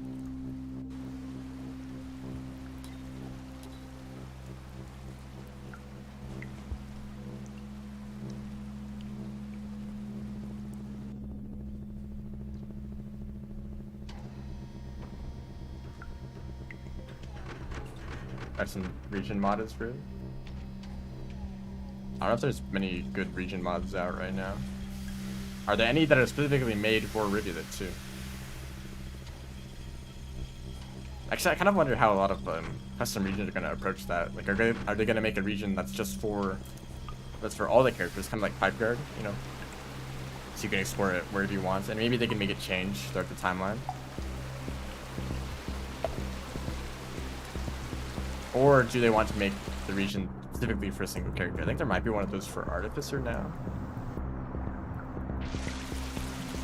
I would like to play some regions specifically made for Riv and Saint. I think those would be cool. To play around with some interesting movement.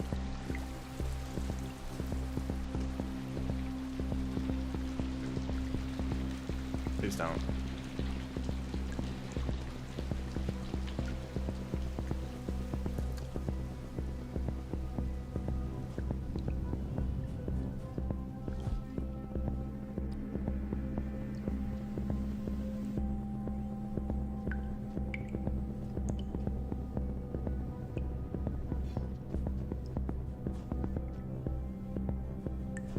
I actually did it correctly for once.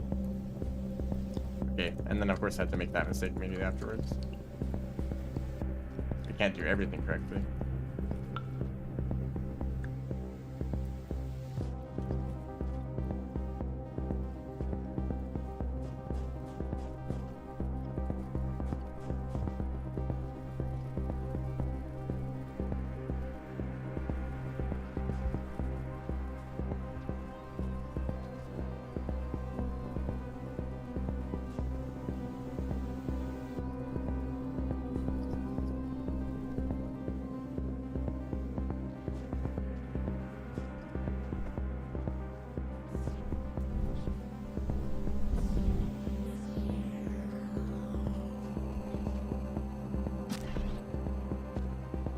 Was that necessary? No. Was it a sign lizard? Yes.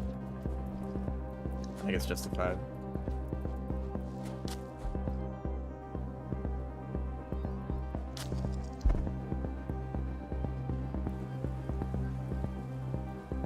Seven Red Suns trolled us with the trash campaign.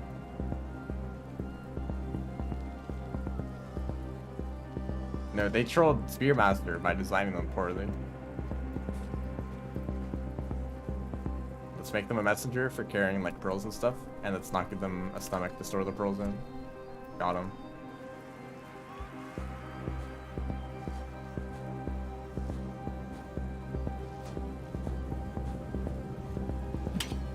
Oops.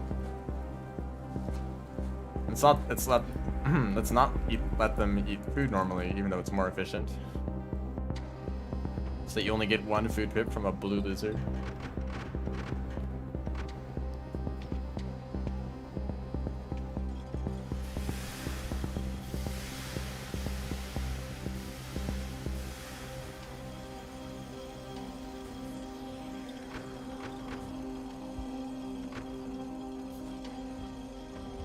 Oops, don't want to roll there.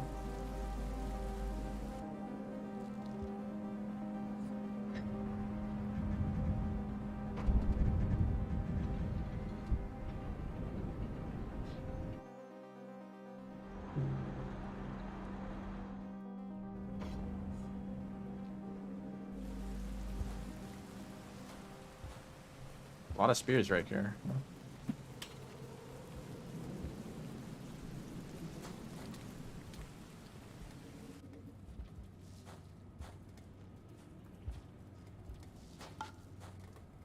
Is that something that you dislike about Rib? Oh. A lot of stuff just happened all of a sudden. I don't want this to play right now. It's too intense. But also, that was certainly a frame to pause the game on.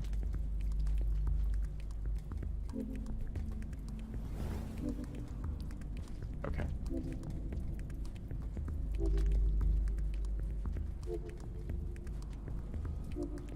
Excuse me? I don't know why I'm messing this up. There we go.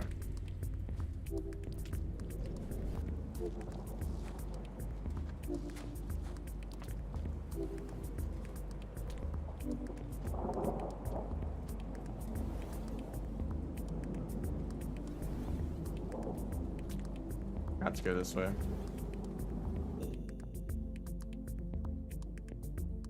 Yeah, I think I paused right when there's a lightning strike, so like the whole screen was lit up with that.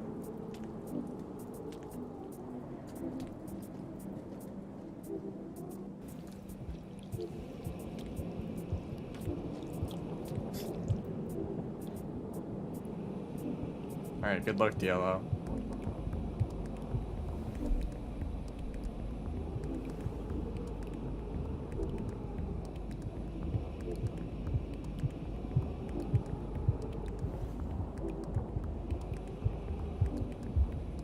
Main reason for playing Randall is because of the creatures, but Riv, they might as well not be there. Yeah, I guess.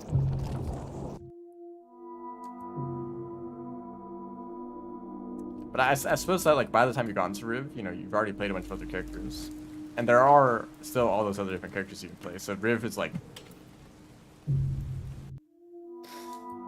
the one time you can try to avoid them. Same with Saint.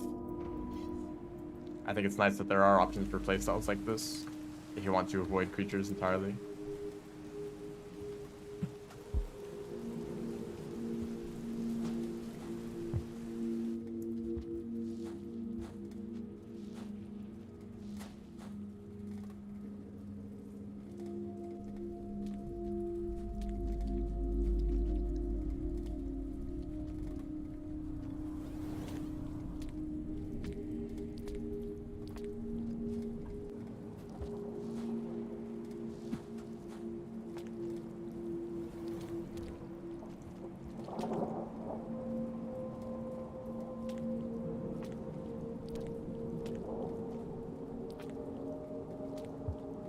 Oh, come on. I had to bonk my head on that. There's a decent chance that when I start doing real attempts of this category, that most of them will end right here. Or maybe they're doing that to practice this a lot more. I get much more consistent at it.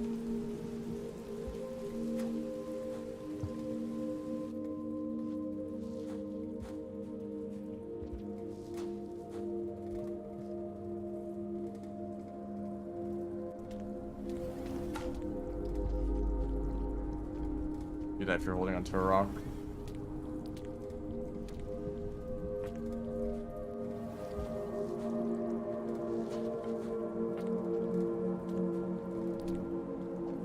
Oops, don't jump off of that.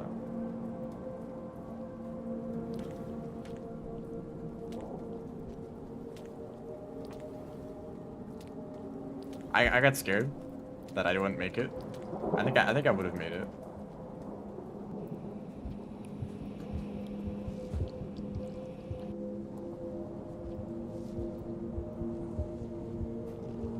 By the way, if you slide too far, in the little top area right there, there's some rot that you can slide into. That will grab you.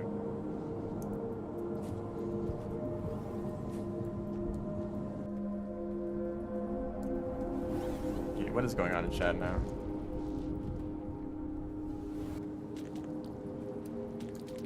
I don't speak this language.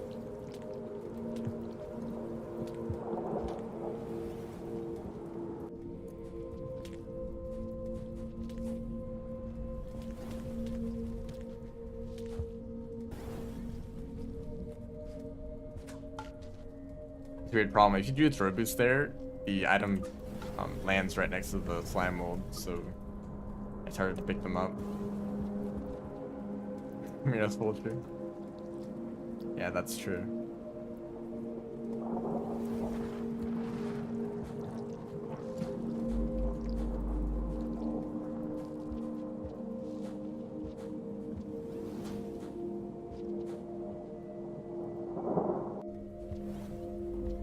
Isn't it nice to You know what? Actually, whenever you're playing Rain World, appreciate if you don't have to deal with Mirror's Vultures.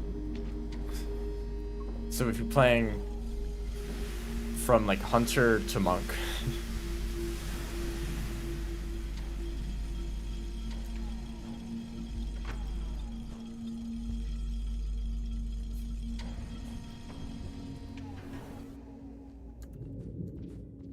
Fog Demon. Right, right.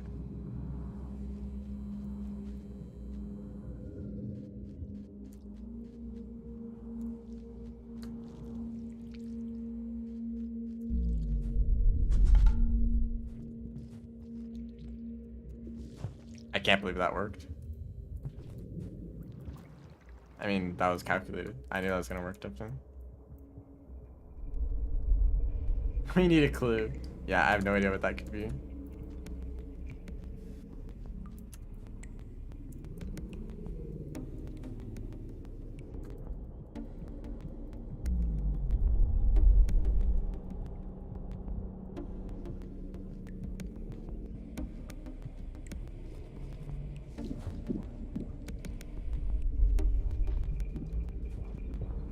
Oh, that was fast.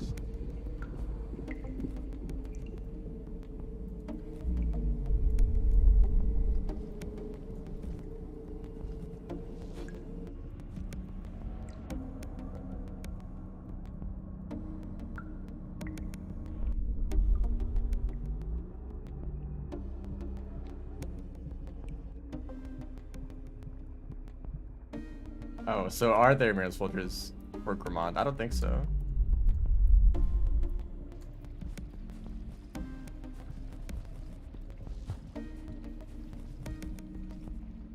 Because as like Spearmaster and Artificer, they show up in like Shaded and the Leg. Do they still show up as Hunter?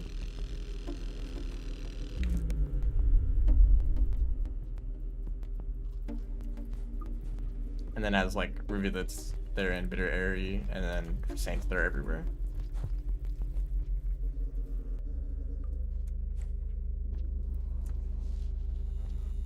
That was a strange slide. This song is cool.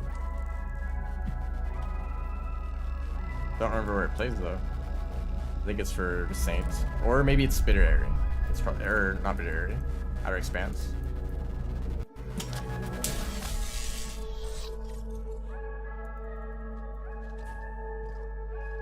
Can you lineage things into Mirror's Vultures? I don't know. Can you lineage like vultures? I don't know if it applies to them. Like even like a regular vulture into a king vulture. So I assume that it would be like king vulture into a Mirror's Vulture.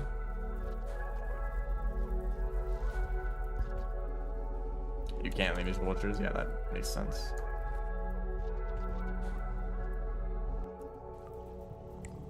Spitter area. Speaking of Mirror's Vultures, yeah.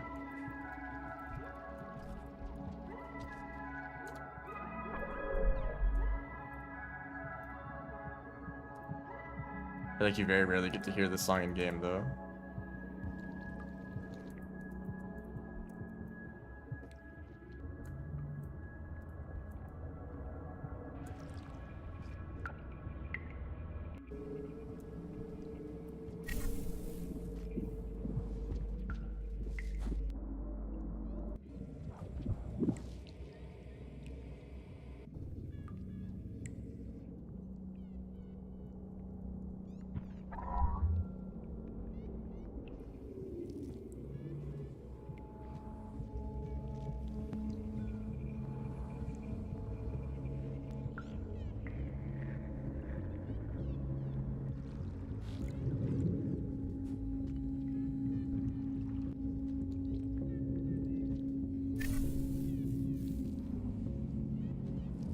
I think this is one of the songs that plays in Subterranean.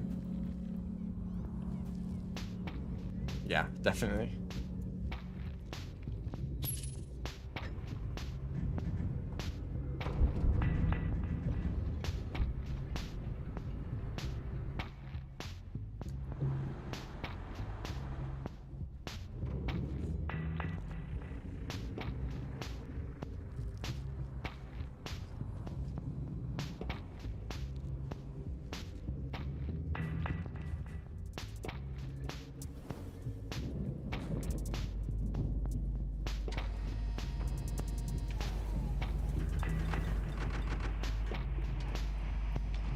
just forgot where the refaction cell was.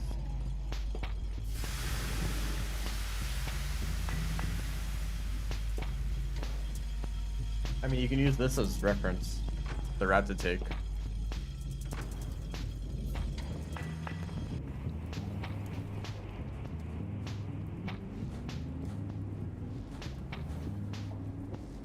That's probably the most important part. Takes 30 minutes. Good luck with that.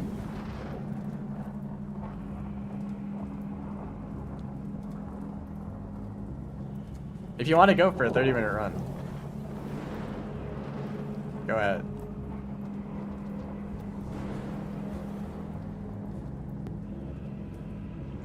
Oh, hello.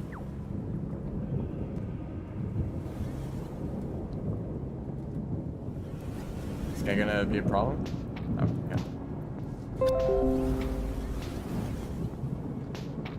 You heard that notification. I have the desktop audio on now. No, my notifications were being really annoying for a while. So I just wouldn't hear them at all. Certain like live streams on Twitch that I'd want to watch, I wouldn't get notified for them, and I just missed them entirely. So I changed some settings around, and now I do get notifications, but now I get them like in the middle of the streams. And normally you wouldn't hear it because I have desktop audio turned off, but I turned it on for the music.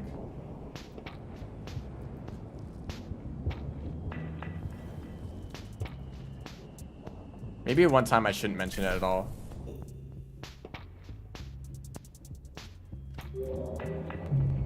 So that you guys think that it's actually a notification. If you like have Windows.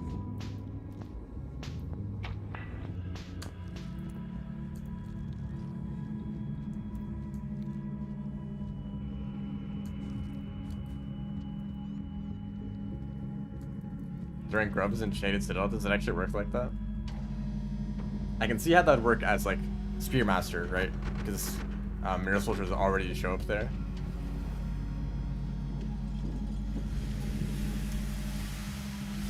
So maybe if like a room has the potential for a Mirror Soldier to spawn, or any Vulture type, then the Grapple Worm will attract them. But I don't know if it will work as like Survivor, for example. I don't know if that would do anything.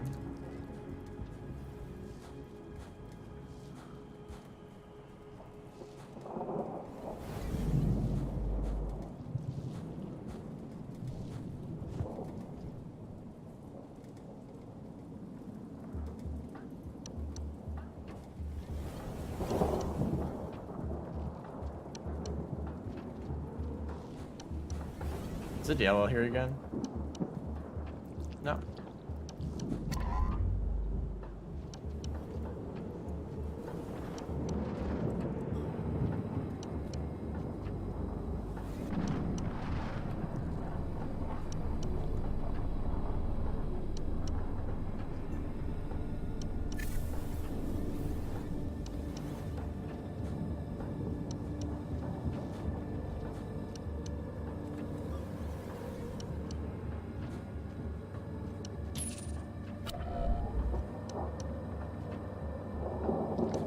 Hello.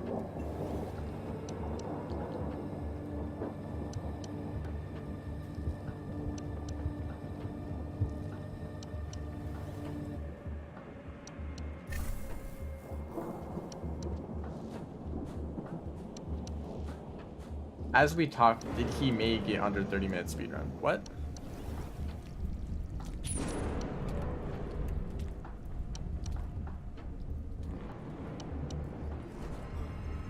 First of all, yeah, the speedruns I'm doing right now, these are practice runs. I have mods enabled, so they don't count.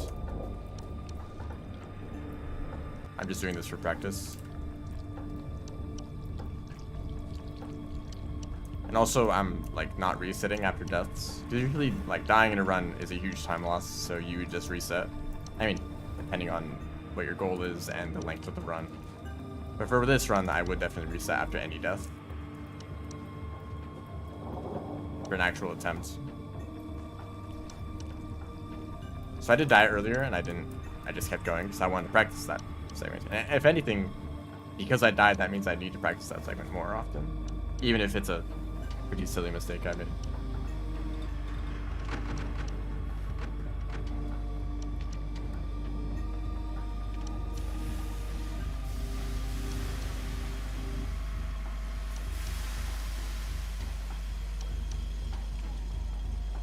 The vulture can spawn in the King's Gap room. That's like really bizarre. Not just because it should have like a roof, but it's very, very rare that a vulture spawns. I'm not exactly sure what causes it, because if you try to bring a vulture grub in, it won't spawn a vulture. That doesn't work.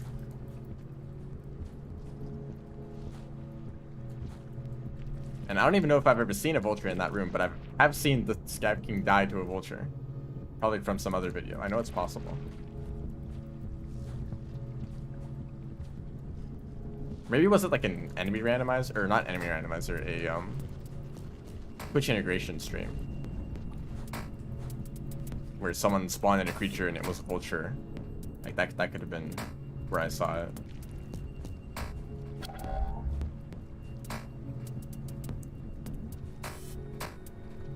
Whoops, that's a mistake. And this is why this jump is difficult. I jumped slightly too early. Probably by only a few frames.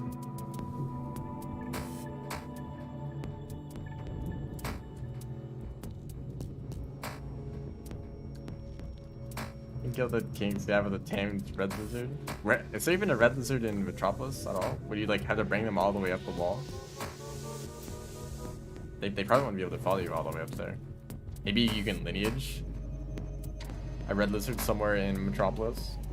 I kind of want to check that now, actually.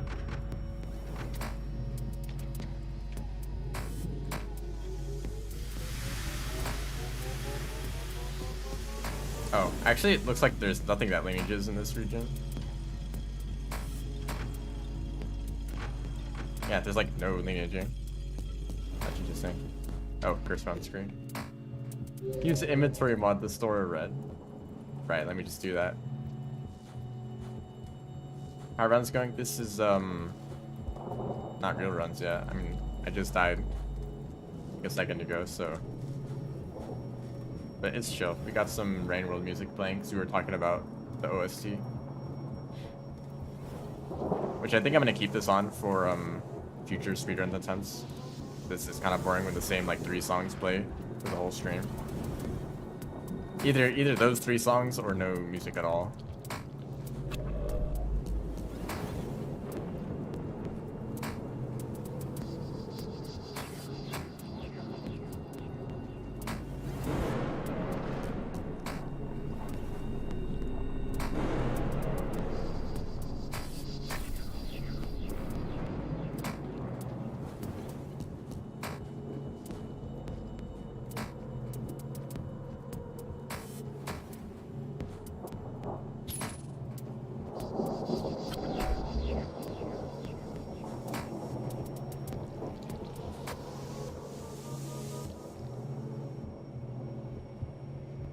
I think the runs are actually going pretty good, because the main purpose of the stream was to practice dealing with creatures. So I had done a lot of those no creature runs before. But I feel like the creatures have not been that bad. I feel like I've found ways to avoid most of them, like especially in Chimney.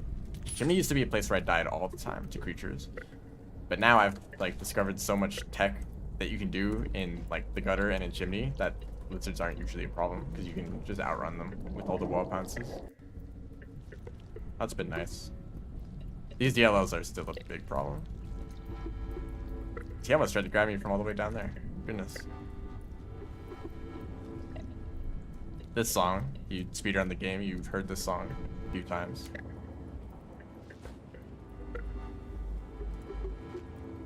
That was close.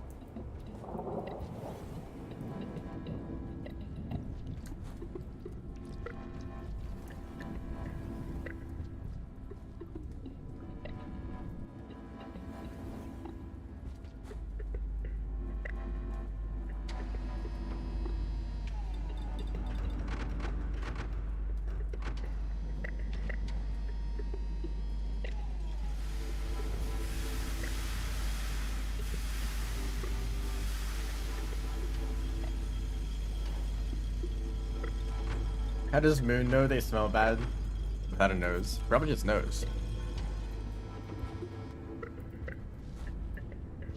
As in, she just knows that they smell bad. She doesn't have to experience it herself.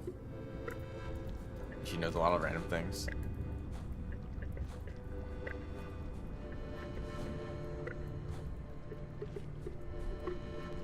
Was that a pun? Not intentionally.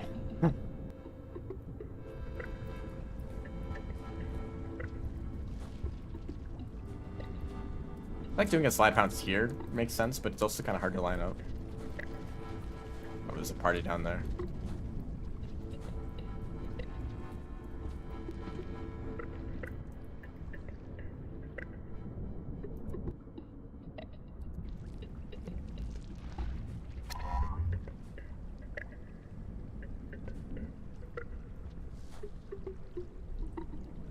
Okay, where did the names of those like food items even come from? Like gooey ducks, like dandelion peach. Like where did we get those names?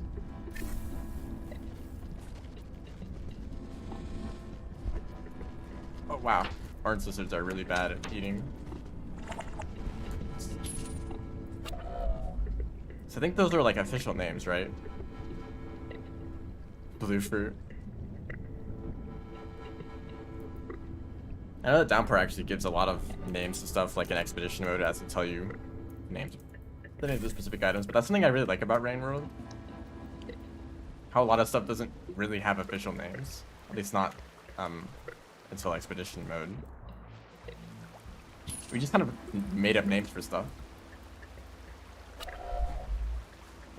It would have been cool if we didn't get official names for these food items, like these flowers here, and we just came up with new names.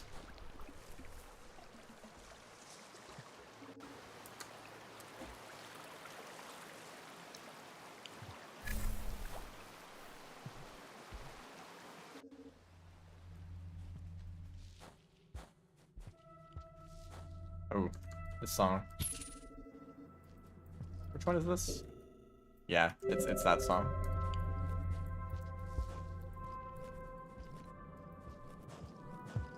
I got 2 in a row. Unprecedented.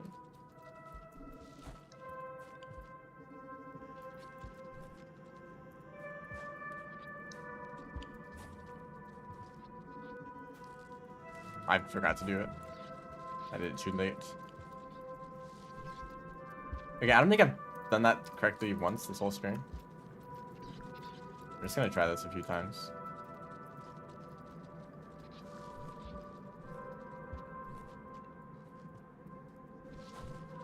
You don't want to do a pounce. That was a pounce right there. You want to wait until you're off of the platform. Oh, it really fell off. Moving that slowly. You want to like jump late intentionally. Yeah, I messed up again. As I'm failing to do several times in a row.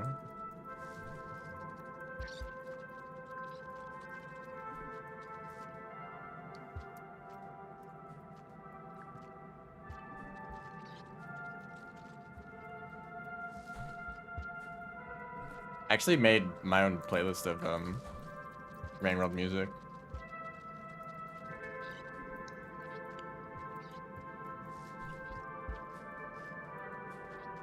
And that's what I'm playing shuffled right now. Hey, I got it. I think it's pretty much the same going in both directions. Yeah, there you go. 1 second time save, yep.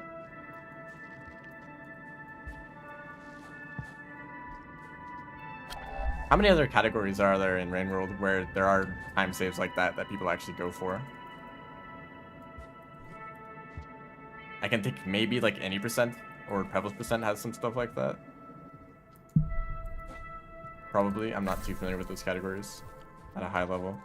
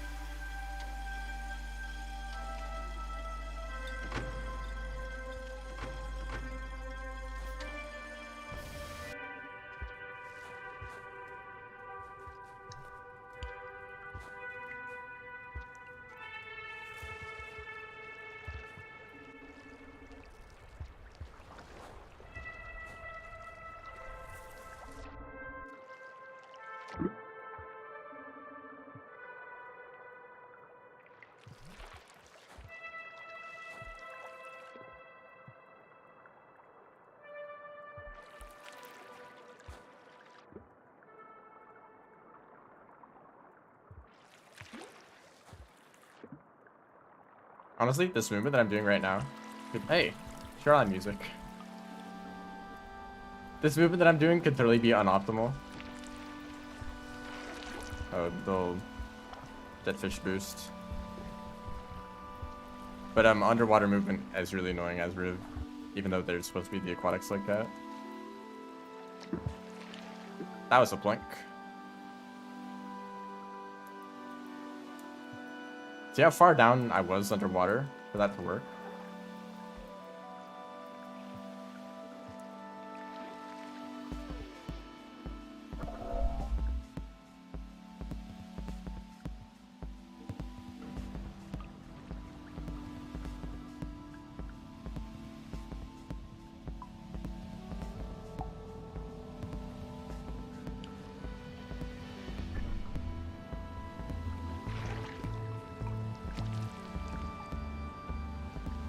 Oh, threat themes? I really like the Outer Expanse threat theme.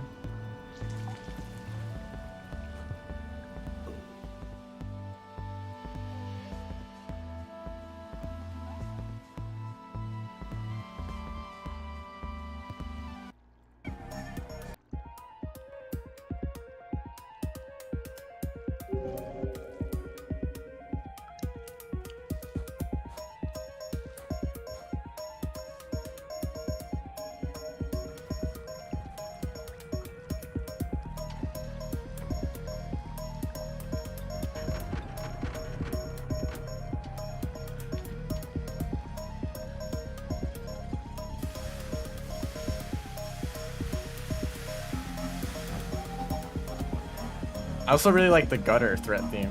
It actually has unique music compared to the rest of Chimney, even though they're technically the same region. There's some unique stuff for gutter. And I couldn't find it for the longest time. I think this might be too loud. I was looking for like the OST on YouTube, and no one had uploaded the threat music specifically for the gutter for a very long time. As in like a few months. But since pretty much the entire rest of the OST was released like instantly, it took a while.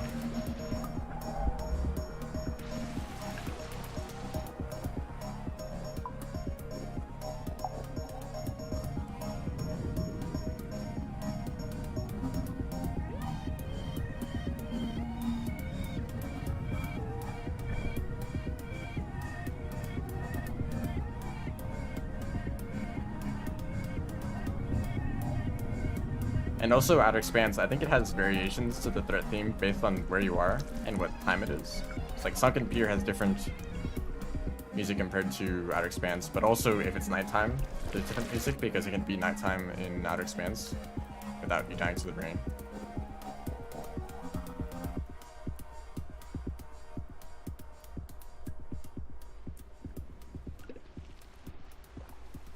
Terraria. It's Journey's End. Hold up. Can I find this?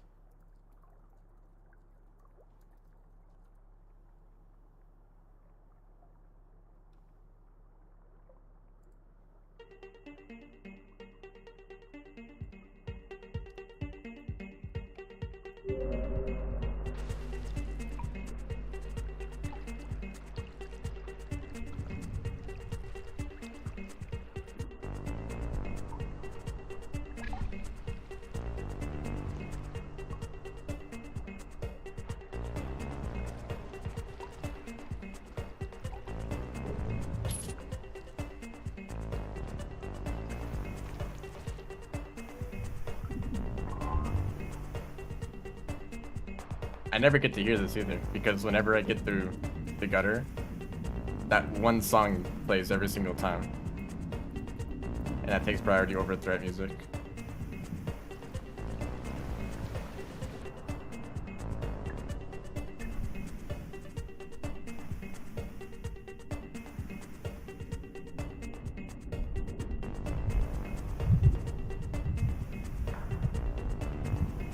You're the only one who noticed the theme was different. Yeah. That's kind of how I felt. Like, hey, this little part of the Chimney Canopy, it has new threat music, but not many people noticed. Or maybe they didn't. I don't know.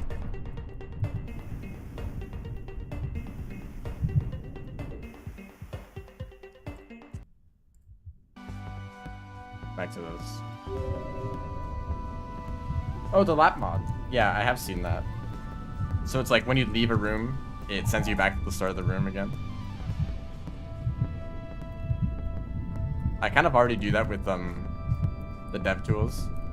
I'll like bring myself to the start of a room with the dev tools. But I guess that would make it easier.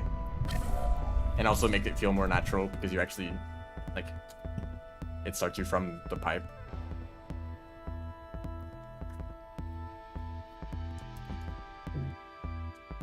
As long as it's easy to use. So I can like easily set, like, lap this room. And then the moment I want it to stop, I can stop it. And the moment I want it to start, I can start it. Oh, can you hear that?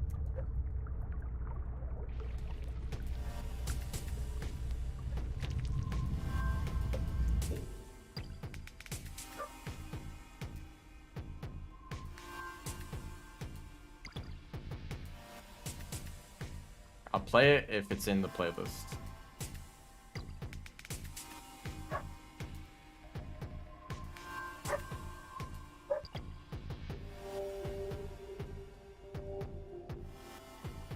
Ooh, it might not be.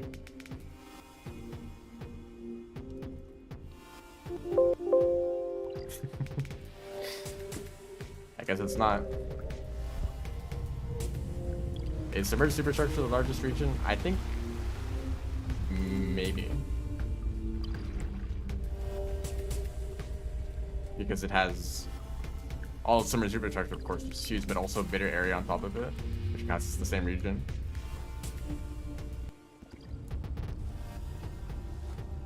So like iterator size region plus more. You know, Outer Expanse is also pretty big, Subterranean's pretty big, 5 Pebbles is pretty big. Or like Science Construct.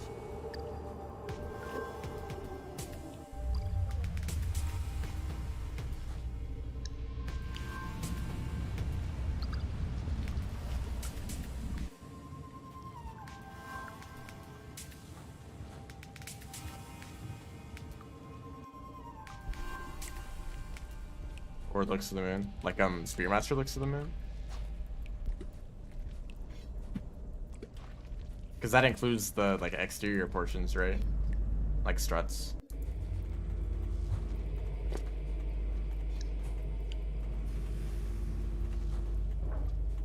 You get the song?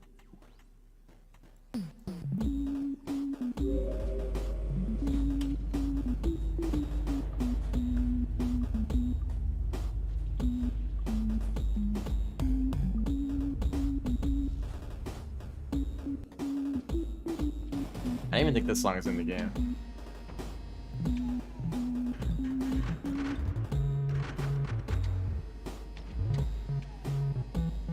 There is another song that like uses the same melody as this. What's this one called? Sub.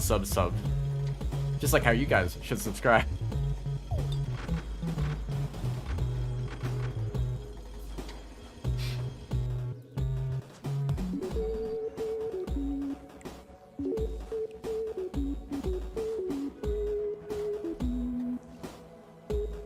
I really like doing that. I think that's probably the best way to do that room. I'm subbing right now.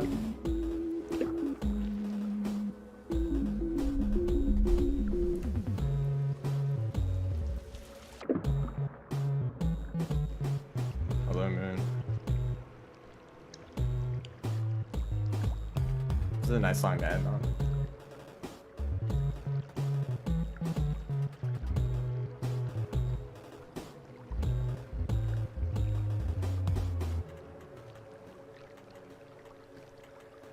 That was good. There's definitely still parts that I'm not as consistent at. Cause I did make that list of rooms. That's like more difficult. And those are still the rooms that I'm not like great at. And there's also the room in Chimney Canopy where I'm using a new strategy. I'm still not consistent at that. It kind of depends on how much I want to optimize this, you know. I could just keep practicing like over and over again until I can do like all this movement like pretty much 100% of the time. If I was like a real speedrunner, that would be the obvious option. Go look at like Celeste speedruns and they literally do everything perfectly. It's not that common in Rain World. It's like I could go for that. Or I could just do the run and just see what time I get. And maybe it will be pretty good.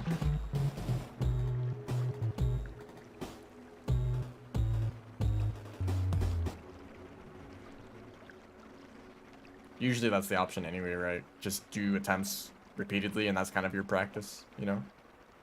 Eventually you'll improve that time with every attempt.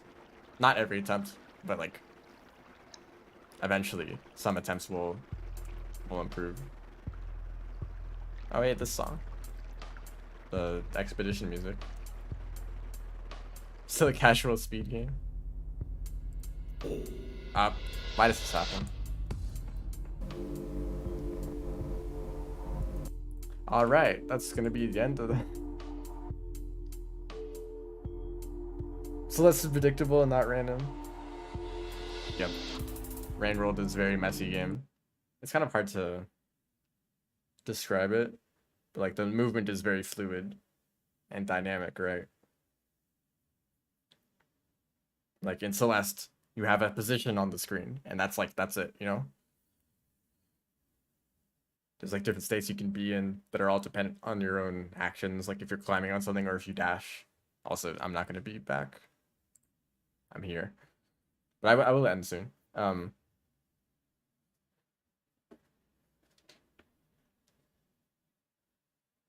was I literally just saying? So, okay, in Rain World, you know, there's your position, but there's also your, like, all the different, like, parts of your body. The position of those matter too, you know, with the way the movement works and the physics. Like, if you're upside down, you can't do certain movement, right? And that might happen where you, like, trip over something or you do a weird jump and you flip upside down. That happens sometimes. Yeeks don't even work properly. Like the way everything is physics based and the collisions between stuff, it makes everything super inconsistent. So you can't perfect movements like you can in a game like Celeste, in a game like Hollow Knight. But maybe, you know, you can get close. That's kind of what I'm seeing if it's possible. Like maybe with enough practice, I can get this janky physics movement under control and, you know. But of course, there's also creatures on top of that which bring all their RNG, you know.